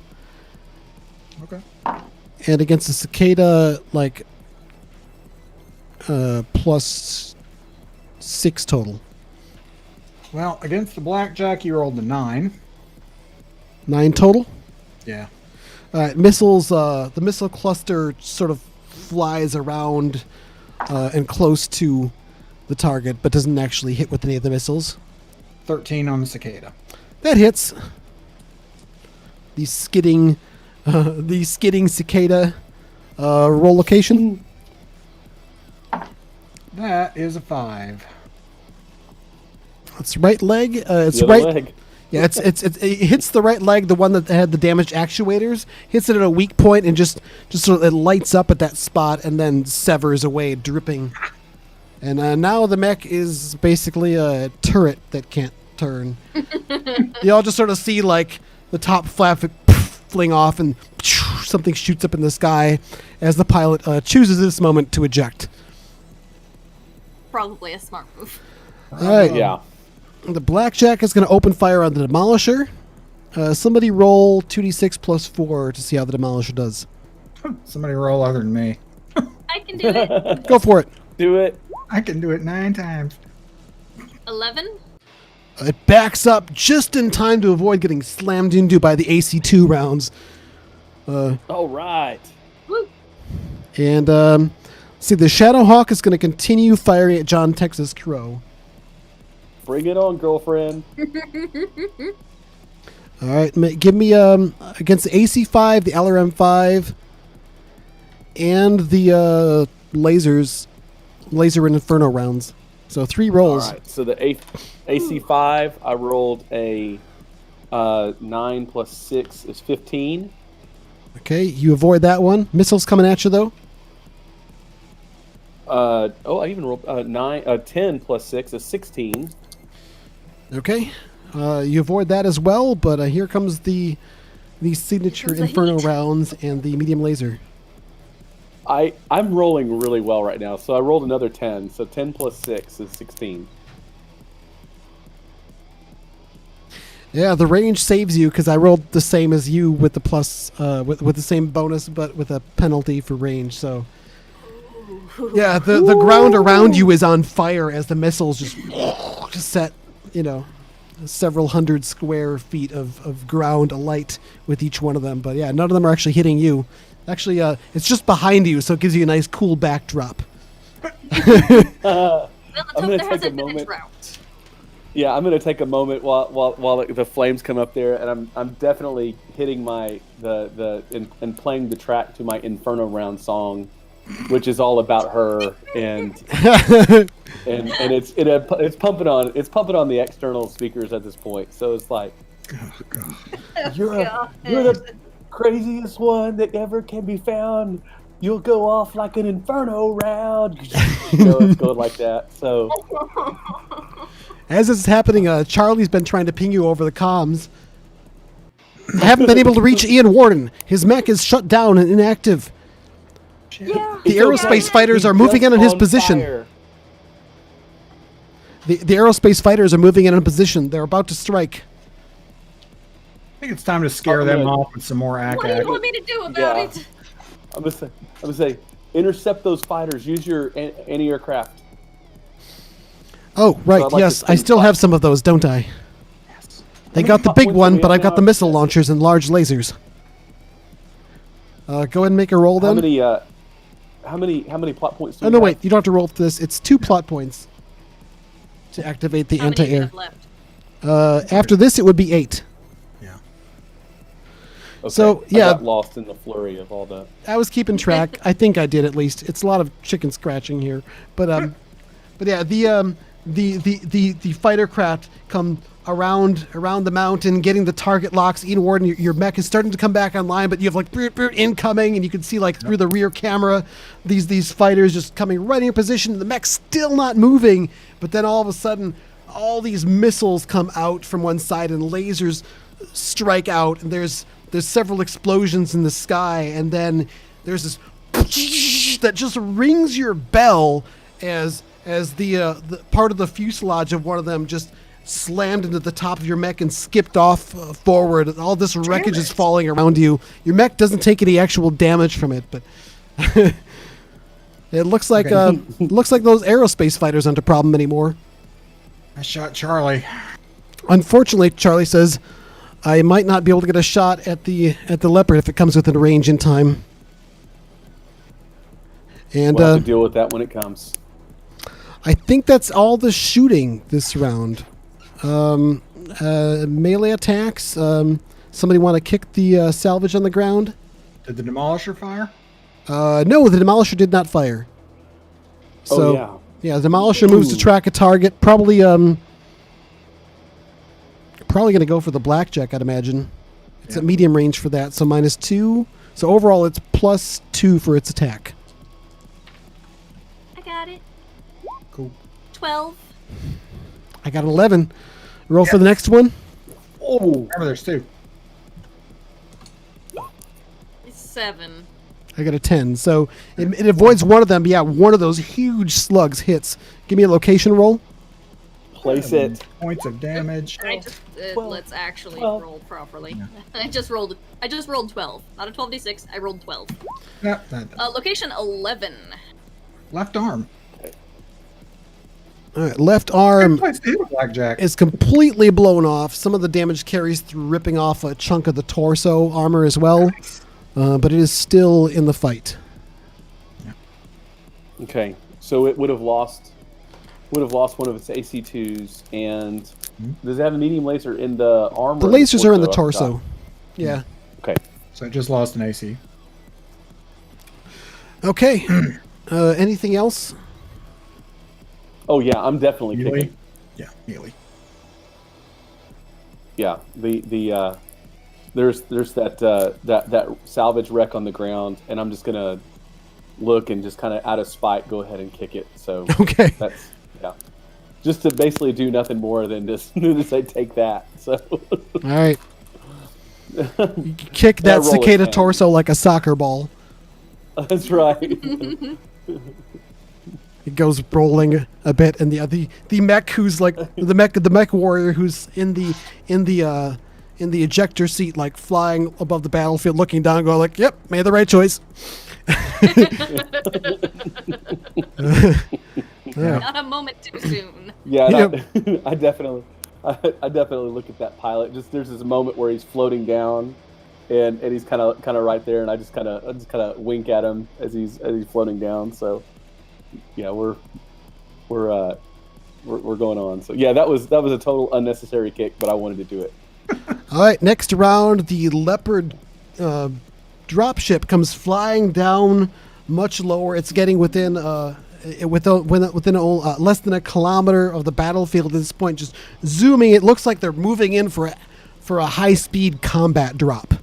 Please tell me those are your friends. There are a couple of there are 2 pods that break off on either side, and you can see the forms of battle mechs activating their jump jets as they sort of jump off a little bit early and starting to descend. Whoever these people are, they're eager to get into the fight. Are there any symbols that I can see on the? Not with all the smoke from the re-entry heat. All right. The Marauders back online at this point. Yep, end of the round. Okay, Yeah. I click in immediately and say, hey, and update. Hey, boss man, we took the cicada down. We've got the blackjack is injured, and looks like we've got some more battle mechs coming in. We don't know who they are, what team they're on, but we've got more incoming. Saw that. Hold on one sec. I'm immediately going to send a message ping to that lance of mechs that just dropped. It's going to be a coded message. It's a challenge signal. If they respond correctly, I'll know who they are. If they don't, we got a problem. We know who they're not. Okay. I will spend a plot point for this because I think I know what it is and I want it to happen right now. All right, you spend a plot point, you transmit the thing with the coded message, you do not get a response. No idea then. All right. At that point, the Shadowhawk moves in closer, just moving in, jumping just right up on John Texas Crow and Finn's position. The other light lance starts to move in quickly. They close to within medium range of your position. Still long range of the Marauder. It's back a little ways. The Blackjack does another jump to get advantage against the Demolisher, but seems to maintain the same range. And yeah, now you've got 6 mechs to deal with still, plus maybe 4 more. Now would be a good time to spend a plot point on the tanks, our vehicle support. Yeah, let's have them harry the light mechs, I think. Okay, yeah, as the light mechs start to move in. 3 plot points. No, I don't think so. The armor platoon, yeah. Was it? Oh, wow. Okay, well then, yeah. Mining trucks with lasers, 3 plot Yeah. points. Yep, that'll put you down to 5. What's the effect on that? I have it pulled up here somewhere. Yeah, so as Armor platoon assign 1 point of damage to up to 4 separate targets. okay, so yeah, as the light mechs are running up ahead to move in,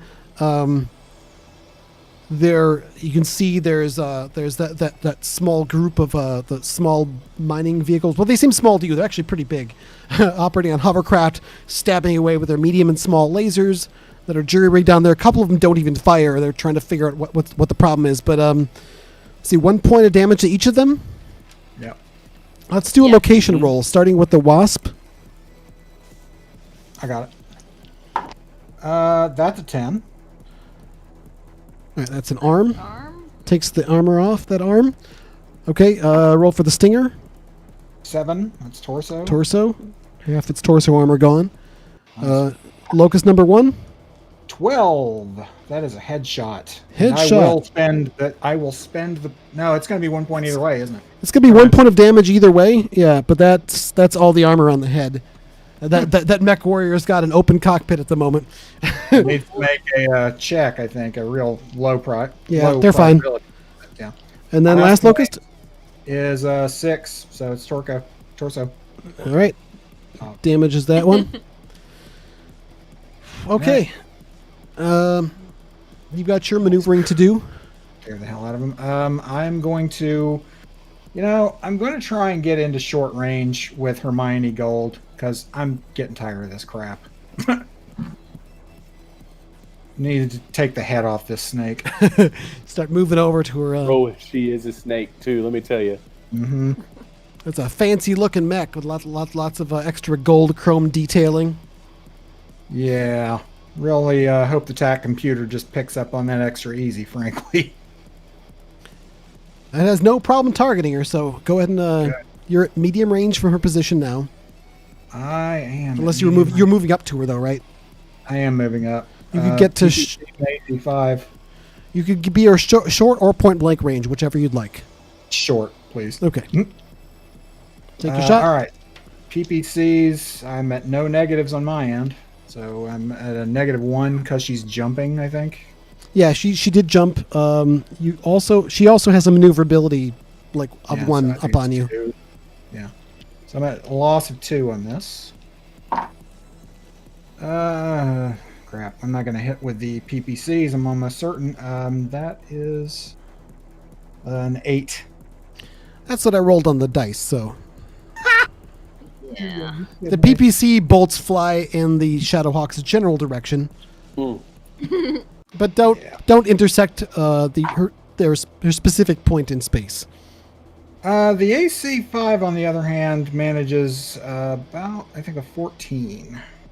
That's gonna hit. All right. 2 points of damage to her 6 torso. All right. Bunch of chrome goes flying off like glitter. John Texas Crow is just imagining the swearing in the cockpit, I imagine. Would have been swearing a lot worse if I'd hit with the damn PPCs. Yep. All right. Who's next? I'll go. All right. So we've taken out the. So we've got the light mechs running around. Mm-hmm. Yep. In Hermione Gold's over there. Yeah, I'm going after her. I'm gonna jump, and get into short range or point blank range with Hermione Gold. And yeah, you we're can see her in the cockpit.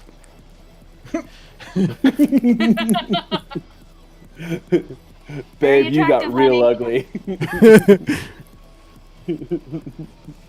So it is time, and yeah, I'm gonna get a switch on and just basically say, hey, I'm not saying that it wasn't a good time, but it wasn't a good time, and then that's when I open up with medium lasers and machine guns. All right, take your shots. You're even up on maneuverability. Then you got your Okay, plus and one I for got jumping. Canceled out by her +1. plus one Did for she jump? jumping. Yep. So Okay, so that all that cancels out. evens up. It all cancels out.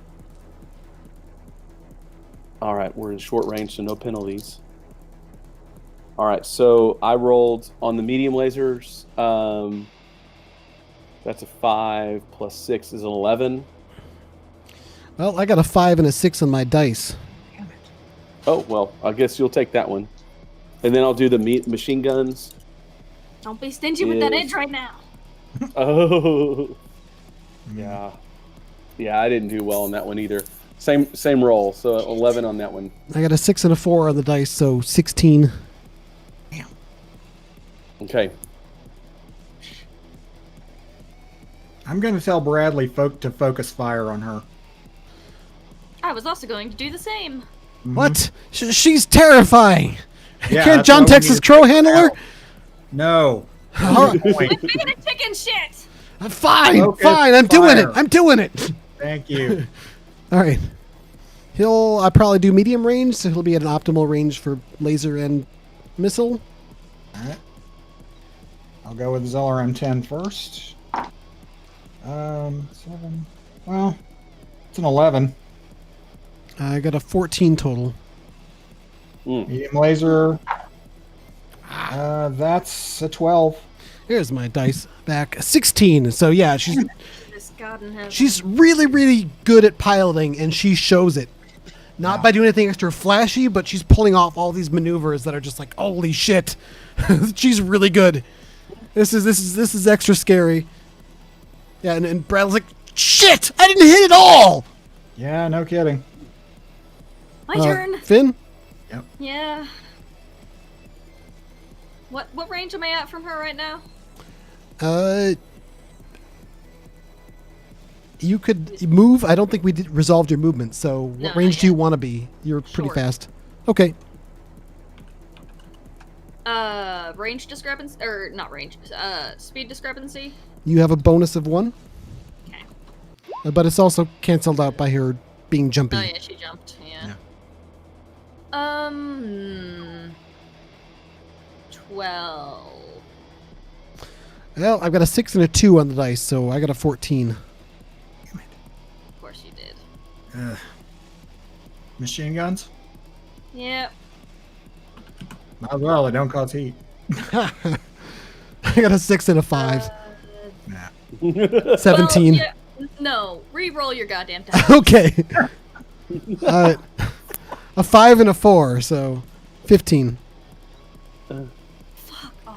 Yeah, I you're- got 14. Yeah, you're just about to pull the trigger, but she moves to put John Texas Crow in between you and her, and you have to hold off from firing. Damn it, Cliff. Cover my landscapes on MWO today. All right. So she's going to open fire, long range Baby, missiles. you never had moves like that when we were together. That's because I knew with you I could just phone it in. And she launches long range missiles at the Marauder. Make a defense roll. Ugh.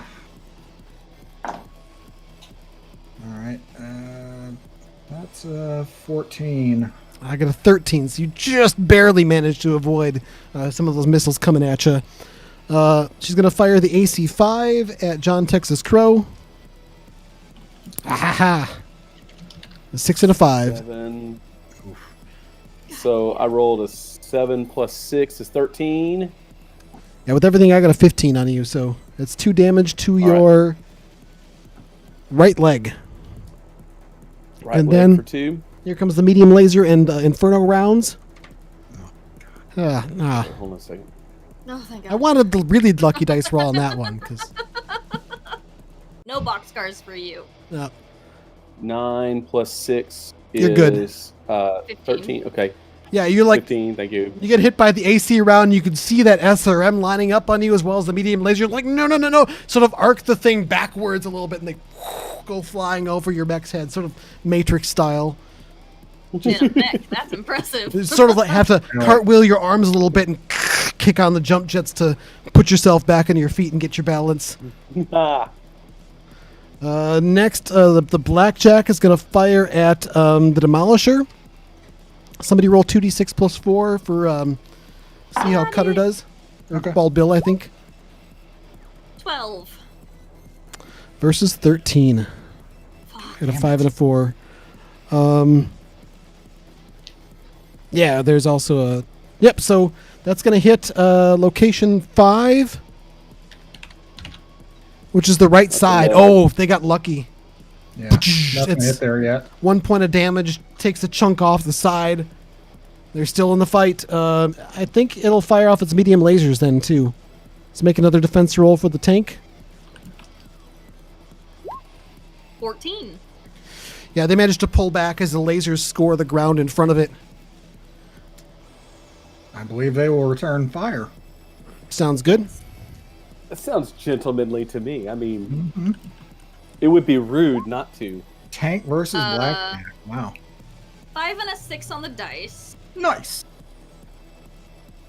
I'm not sure exactly what it has for. That's going to hit. Roll the second one. Ah, Yep. snake eyes. You got edge? You know what? I'll use it for this. Yeah, use my second edge there. 6 and a 2. Better. It does more damage than I do. I'll use my edge for it. Yeah, really. The second shot's going to just miss by 2. The first one hits, though, which might be enough. Roll for location.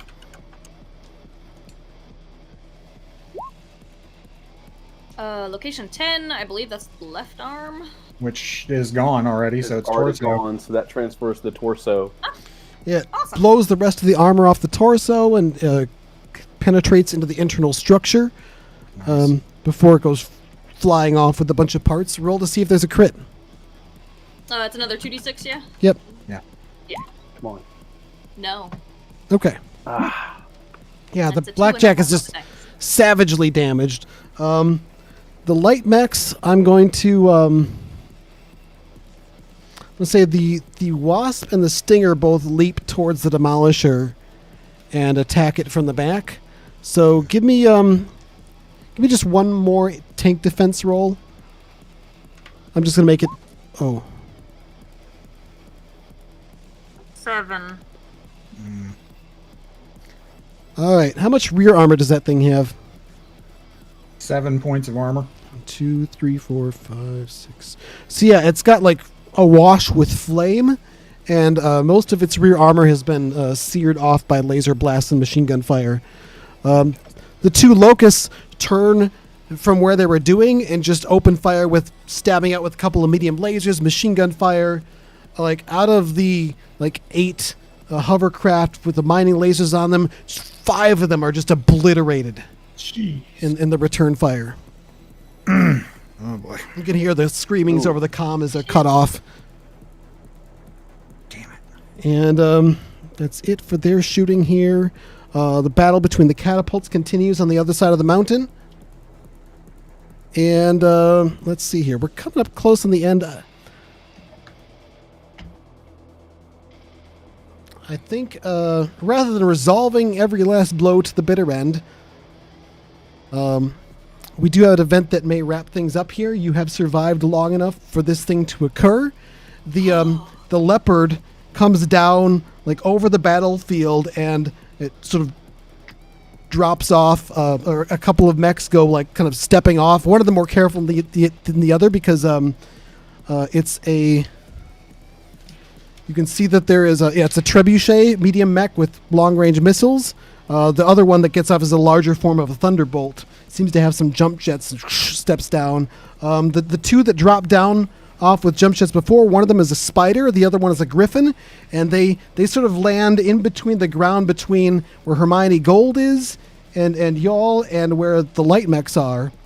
And you can hear over the comm signals now cutting through the whatever interference that was caused by the hot landing and all the particles or whatever, technobabble. You hear, all right, we're on the ground. Let's do some good. Medusa, get some missiles. Medusa, get some missiles on that Shadowhawk. Decker, glitch, move in. Decker, glitch, move in to intercept those locusts. And I'll take the Stinger and the Wasp. And you hear another voice that's, "Shh, Roger, Behemoth, let's do this." These mech warriors are shadow runners, for God's sake. This is. ¿Por qué Wait, no los I'm dos? gonna interrupt. And say, Decker, I thought you were dead. Yeah, you and everybody else. Rumors of my demise have been greatly exaggerated. Yours then. Who are you? I hope you're not with the Marauders, because we're here to kick your hoops. Am I with the Marauders? I'll show you just how with the Marauders I am. And at that moment, I executed death from above. All right. So I'm going to say I'm doing it. this That other urban team. mech rocket, it could be death. Yeah, let's do one more round. This other team is going to be intercepting and dealing with the other light mechs for now. Keep them off your backs. Well, the other Blackjack is still in the fight, as is Hermione Gold with a fairly intact Shadowhawk. So let's just start with the death from above attack and find out what happens. technically that would be the last thing that would happen. But Yeah, I'm going to take away the last of your 5 bonus plot points though to let you just jump ahead and do this in one move. Okay, that's with fine. With an extra +2 bonus. I rolled boxcars. All right. Pow, pow, pow. I did not. So yeah, you hit just whatever you win. Just narrate what you do. Like you see, jumping so up. the guy says that, and I'm jumping up, and I'm like, "Hey Hermione, how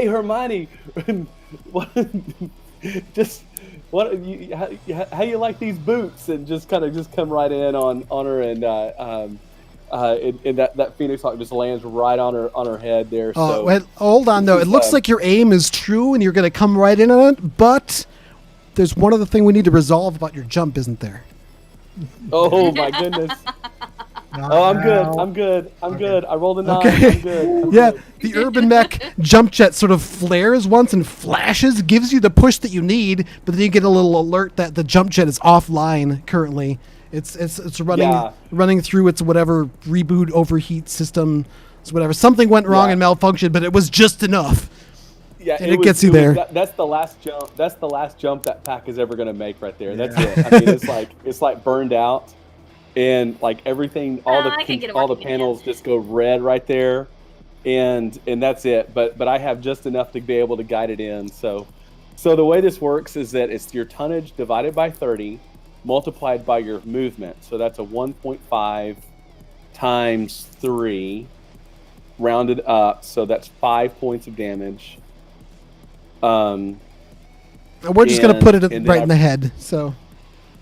Oh, okay. Well, yeah, this is extra plot point. End of the campaign. Boxcars roll. Let's do it. 5 points. Okay, is enough.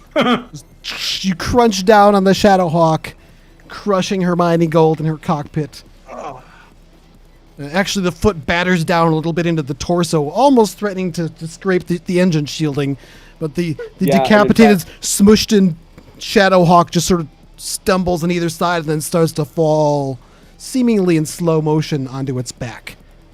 Oh wow. Yeah, and I take some. My legs have taken damage on that one too, but I'm happy with that.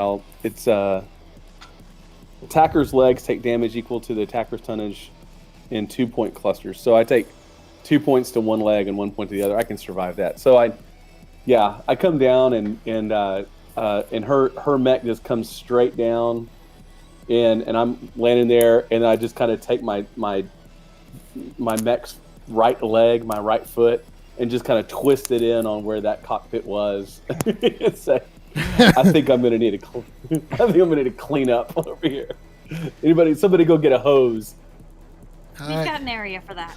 Yeah, and in the background, the blackjack, seeing that, its arm lowers to the ground and it leans forward as it shuts down, surrendering, giving out the digital signal of a white flag. On the other side of the mountain, Ryan finally smashes his big catapult leg into the lower torso chunk of his opponent catapult, causing it to flare and explode, and they both go up in a mushroom cloud on the side of the mountain. It's the Thunderbolt and Trebuchet are firing off, like damaging the Stinger and Wasp, which are starting to like fall apart and hit, and then it looks like the Spider Mech moves forward, gets a shot off on one of the Locusts, but the Griffin fires and nails it just right in the middle with a PPC round, just coring it in one shot. And then the LRM fire from the torso pack strikes the other one, just happens to get a nice tight cluster right in the middle of that torso, just blowing off the cockpit. And you just hear this gleeful voice over the comms saying, "Ha! And you get a headshot! And you get a headshot!"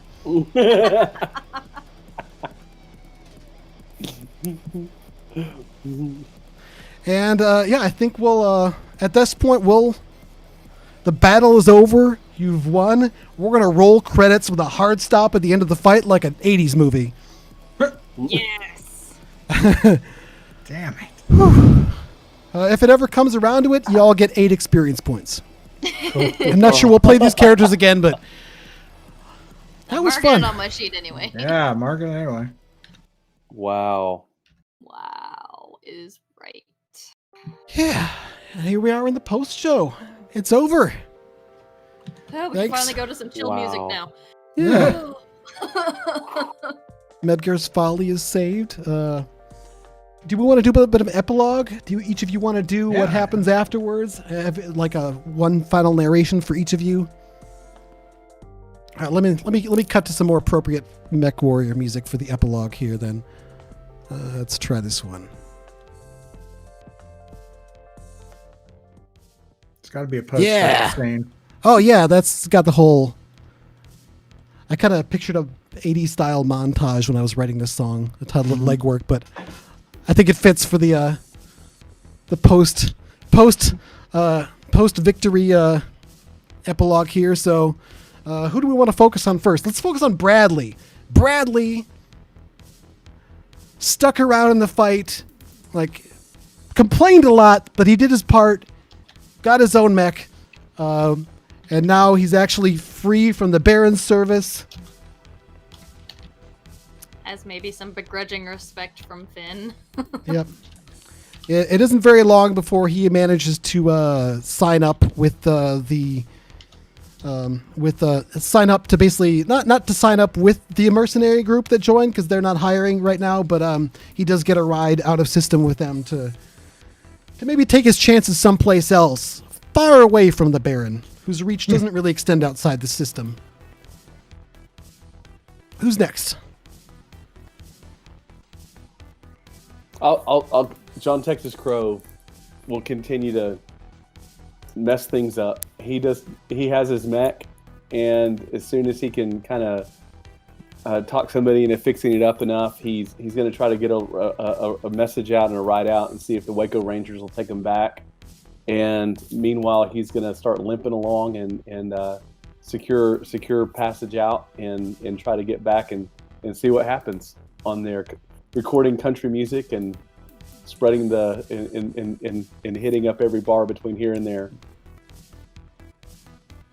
All right. What about Finn? See, I'm not too sure. I think there is a shot where you like truck pulls up and in with the brother. Yeah, the battle suits get out and your brother comes running out, giving you a big hug. So we get to see that shot. But yeah, I guess Finn, maybe you're seen as a hero and a leader of Medgar's Folly if you want to stick around. Yeah, we'll go with that ending. She, we kind of get interspersed cuts of her acting as a leader, and then, you know, the town meetings with the elders or whatnot, and then we see her walk away from a meeting rolling her eyes and going back to fiddling with her mech. Nice. Because that's still what she loves. That's what she does. And fiddling with the base, upgrading the base and defenses, and always constantly doing something bigger and more. Awesome. Sometime after the battle, not too long after, Ian Warden gets a coded message from his contacts letting him know that they have no assets moving into assist, but they have secured assistance from a mercenary lance. Hopefully they will arrive in time. Yeah, really. Ian will send a message back,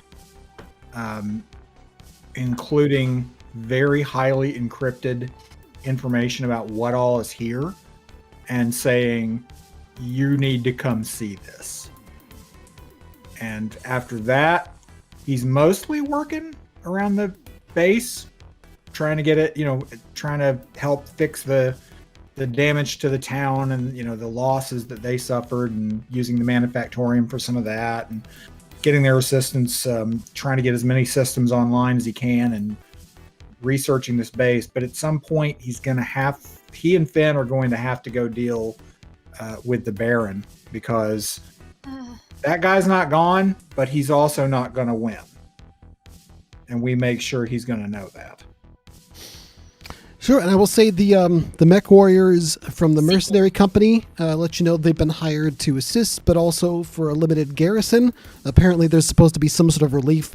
They're really fuzzy on the details. Do you happen to know more about who hired them? No, it's fine. The sea bills are good. And yeah, so for those of you who didn't catch it, but I think I laid it on thick enough for everyone to catch it. I did pull the essentially 4 of the characters that you get as Mechwarriors when you're playing the BattleTech computer game, because they're mercenaries out on the periphery, and I thought they would be a fun way, just a fun thing to pull in for flavor for the. Well, it wasn't a total Deus Ex Machina, because you managed to hold your own pretty well. We came out of that a whole lot better than I thought we were going to. Well, and we wouldn't have, except for a whole lot of for the first half.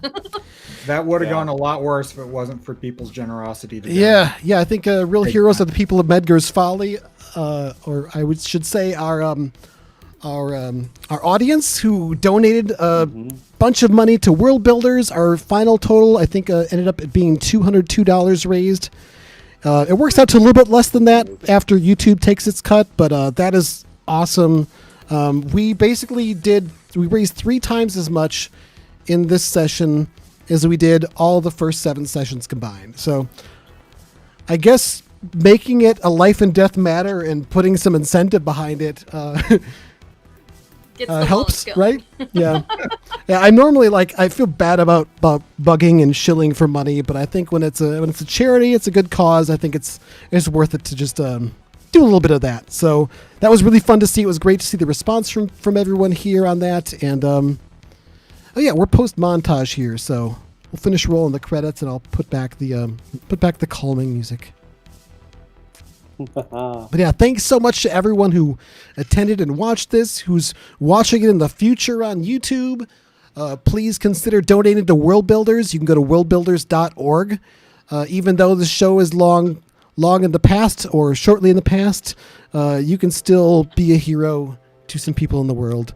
Check out worldbuilders.org. They're definitely worth donating to. And this has been fun. This was great. Yeah, I need a minute. I'm gonna take a drink of my drink. Yeah, that was fun, y'all. That was a lot of fun. I enjoyed that so immensely. Just I think every one of our characters had some good moments along the way, and we told a good BattleTech story, and it was a blast. I enjoyed it. Yeah, I think so too. I like how you put it that. We told a good BattleTech story, and that's always what I'm wondering with these Q system games. It's a Q system by Catalyst Game Labs. It's what they use for Cosmic Patrol and Valiant, and then later adapted for Shadowrun Anarchy, and now for Mechwarrior Destiny. They're all a little bit different in their mechanics, but there's a lot of similarities. What I've found with Shadowrun and now also with BattleTech is that it does a really good job of telling those stories while making the rules a lot simpler, but it doesn't feel like you're just waving your hand and making, things happen however you want. I mean, there's enough crunch in there where you don't know what's going to happen. You fear for your character's life sometimes, and it gives you the feel of that setting so well. And I was so pleased to see it play out that way with this game. It felt like BattleTech to me the whole time. Yeah. But yeah, someone Agreed. without the BattleTech perspective, Finn, I think, sorry, Ava now, you sort of mentioned that you got bit by the mech bug playing this campaign. Yes. Is that still holding up? That is still holding up, yes. Awesome. Yes. And I like my big stompy robots. Trav's talking about running some Lancer for us. We'll probably play that offline a little bit first to get the hang of it, but I think we might do a Lancer stream at some point. Very cool. I would love to. I've been wanting to for quite some time. I can think of like one or two other people that I know that really, really want to as well. So it might be this cast. It might be a slightly different one, but Gotta mix it up sometimes. I think we'll get some more. We'll get some more stompy robot stuff going on with Lancer at some point. And honestly, I think I'd like to play some more Mechwarrior Destiny at some point as well. So Mm-hmm. It's a fun game. it is. It's a fun game. Yeah. Yeah. Yeah, again, with my assessment, the only thing I don't like about it is how slow and bogged down the personal combat side of things goes. With the way the armor and the damage works, I'd probably have to come up with a house rule for a workaround on that, but that's not too hard. Yeah. And if you can come up with cool narrative ways to fight instead of just being like, I do the damage points. Beer like- foam. Yeah, like beer foam. Yes, exactly. That was a good moment. That was That there. great. We've had a lot of good moments. Every single one of these episodes, I think if made into a live action show, would be a really good show. Just I picture like the locust sort of shimmying down the hallway that's too big for it to get a shot at the people who are Yes. trying to Right. get in the base. Like that first initial fight where the tank hit Ham and Cheese's mech instead of the Marauder blowing off one of his weapon systems. Yeah, and then the Demolisher Not showing up. having that Demolisher coring the Hunchback like that was ridiculous.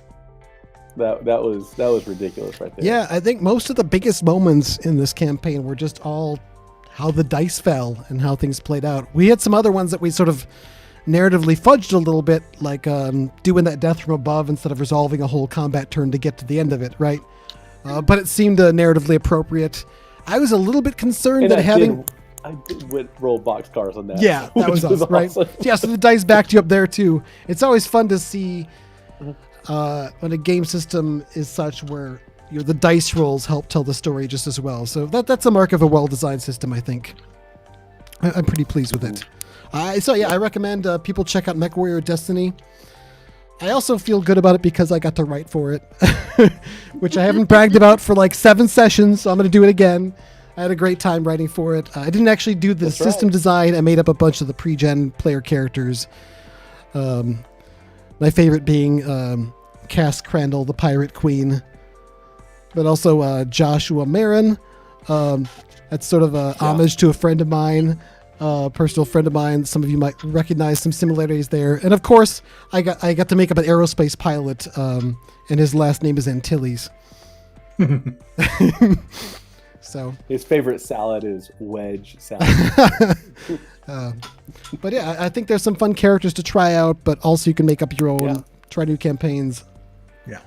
Well, Character and I creation remember is not difficult in this, by the way. No, Absolutely, it's not. It's spelled out for you very well. I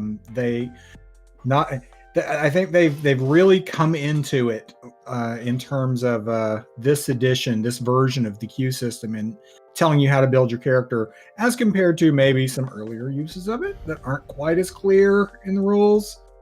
Anarchy, but the character creation is actually a breeze in this. Yeah. Yeah, I would say to anyone And looking into Shadowrun Anarchy, definitely check out, there's a website called Surprise Threat, just surprisethreat.com. Just like some person put together a website about anarchy and explains a lot of things well, has some optional rules, a lot of things statted up. It's honestly such a great resource that it should be an official product. But yeah, that's true. So yeah, if you're going to play anarchy, check out surprisethreat.com, because surprisethreat.com. Awesome. It is an easy system to this. They've done some just, the word elegant comes to mind with this. It's just kind of a fun, it's a fun, just elegant system. Your characters get to do what they want to do. And I remember the first time that we got together and tried out anything BattleTech, or in this Mechwarrior Destiny, we all picked stock characters pretty much, and I picked that Joshua Marin character that you created, and we were trying to go up and scout out something or get an advantage over the enemy, and I used my stealth roll to pilot his Valkyrie, through the, to come up underwater and come up and look all Navy SEAL and everything, and that was kind of the moment where I thought, oh, okay, that's what this system is about. It's not just about piloting and gunnery being the life, the everything about your character, but you can bring in other aspects and other skills and other things to really broaden the horizon. And so I kind of brought that concept in on John Texas Crow and said, okay, I want to have a character who's, obviously in this system, dexterity reflexes, is your, you've got to have that. If you're going to be in a fight, you've got to have reflexes. But thinking outside, and thought, okay, how can I bring this character and bring these other dimensions to life? And that was something for my character. I was always looking at, how do I make a role where it's, I'm talking smack to somebody or trying to intimidate, or, just doing things like that, because that's just kind of what this system's about. It's more than just tactics and fighting. It's about letting your character do cool things. So, and I like that about the system. Yeah, me too. I'm looking forward to trying this out in sort of a combined arms or mixed combat and non-combat characters, all sort of doing things sort of simultaneously. See how other roles can play in, whether it's someone doing the political intrigue to get reinforcements or prevent the opponents from having what they need, or doing the aerospace flying, or rallying the troops, or I don't know, fixing stuff in time, coming up with clever MacGyver solutions. I think I'd really love to see something where there's battle mech battles going on and all this other stuff. I think we need a little bit larger group for that to work, but not too much bigger. But one or two more players, and it really opens up the theater a bit. Absolutely. I think it would be really cool to play like a team of people who are like the same mercenary group or unit or something. You've got sort of the drop ship and the techs and the ground infantry people or whatever, the Marines, and then the business side of things, and then also the battle mechs. But the battle mechs can be an important part of the story, or like a climax, or might even just be in the background while all this other more important stuff is going on. But yeah, good times. This has been a really, really fun game. So I want to thank you all for playing it with me, making it special. It's definitely been an all-group collaborative effort, and I think we all did a great job with the system and with the story. As with Sailing Master, absolutely. I'm with you. I like rules light and story heavy systems more and more as I get older too. those 30 those 30 to 45 minute combat rounds, they were fun at some point, but now I want to find out what happens next. Yeah. I've always been Yeah, more that's on the role-playing good side call. of things anyway. That's why I got into tabletop role-playing games, so I'm right there for the rules light systems. All right, well, Narrative first. we're about to wrap up here, so before we do, I just want to offer you each a chance to plug or promote something. Anyone want to go first? I I'll suppose. get. Oh, go ahead. Go for it. By all means, you. Okay. Mostly you could just follow me over on Twitter at thatnerdywriter, because that's what I am and what I do. Also Monday nights you can catch me over on twitch.tv/Master of Rem for our Dresden Files game. We're using the Cortex Prime system, not Fate like most people do. It's a really great system. Just found out last week, or yesterday actually. My character is apparently a druid. Oh. Yeah. You didn't know? She did not know. I didn't know either. I knew she had some ability, but I was like, GM, don't tell me. You pick something that seems appropriate. Because that's always my favorite story. It's one of my favorite storylines, is they don't know they're magical and then they just kind of figure it out in a time of stress. Always fun. I'm going to jump in with a segue because also relating to Rem Alternus. I recently published a game, an RPG on itch.io. It's called Funny Freakout. It's sort of a party game style RPG about playing a group of people who are pulling off a horror comedy prank show. Ideally in a way that the person who's being tricked has fun too. It's about managing the sort of risk of raising suspicion or causing bad feelings while also trying to make it weird and fun. And I think it's a fun system. We played it a few times, and Rem Alternus recently featured a video of a live actual play. And they did such a good job with the game. I had so much fun playing with them. And it was just a great intro to it. So I'd like to invite everyone to check that out. Again, Rem Alternus is on Twitter. It's Master of Rem, R-E-M. And my game is Funny Freakout. If you go on itch.io and search Funny Freakout, you can find it, buy it for $5, or I have community copies available so people can get a free copy if they can't afford it. So I don't want anyone to not be able to play the game because they don't have the $5 to spare. So please, especially if you donated to World Builders today as part of saving Medgar's Folly, by all means, grab a free copy of my game of itch.io. Again, Funny Freakout, totally different game than this. I designed it for Zine Quest last year. I am going to be doing another Zine Quest campaign, but I'll promote that later when I'm ready to talk about it. Other than that, we're on the Shadowcasters Network. Check us out every Sunday from 8 to 10 p.m. Central, 9 to 11 Eastern for our weekly game night show. We talk about all sorts of topics about gaming-related stuff and engage with our audience on that, answer questions, and, of course, the stupid game. Kind of have to be there to see it.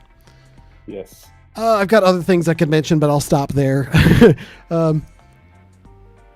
Who's next? Trav or Cade, do you have something you'd like to point people at? I'll just Go ahead, say, Trav. okay, I am Traveler Farlander. I am at TW Farland on Twitter.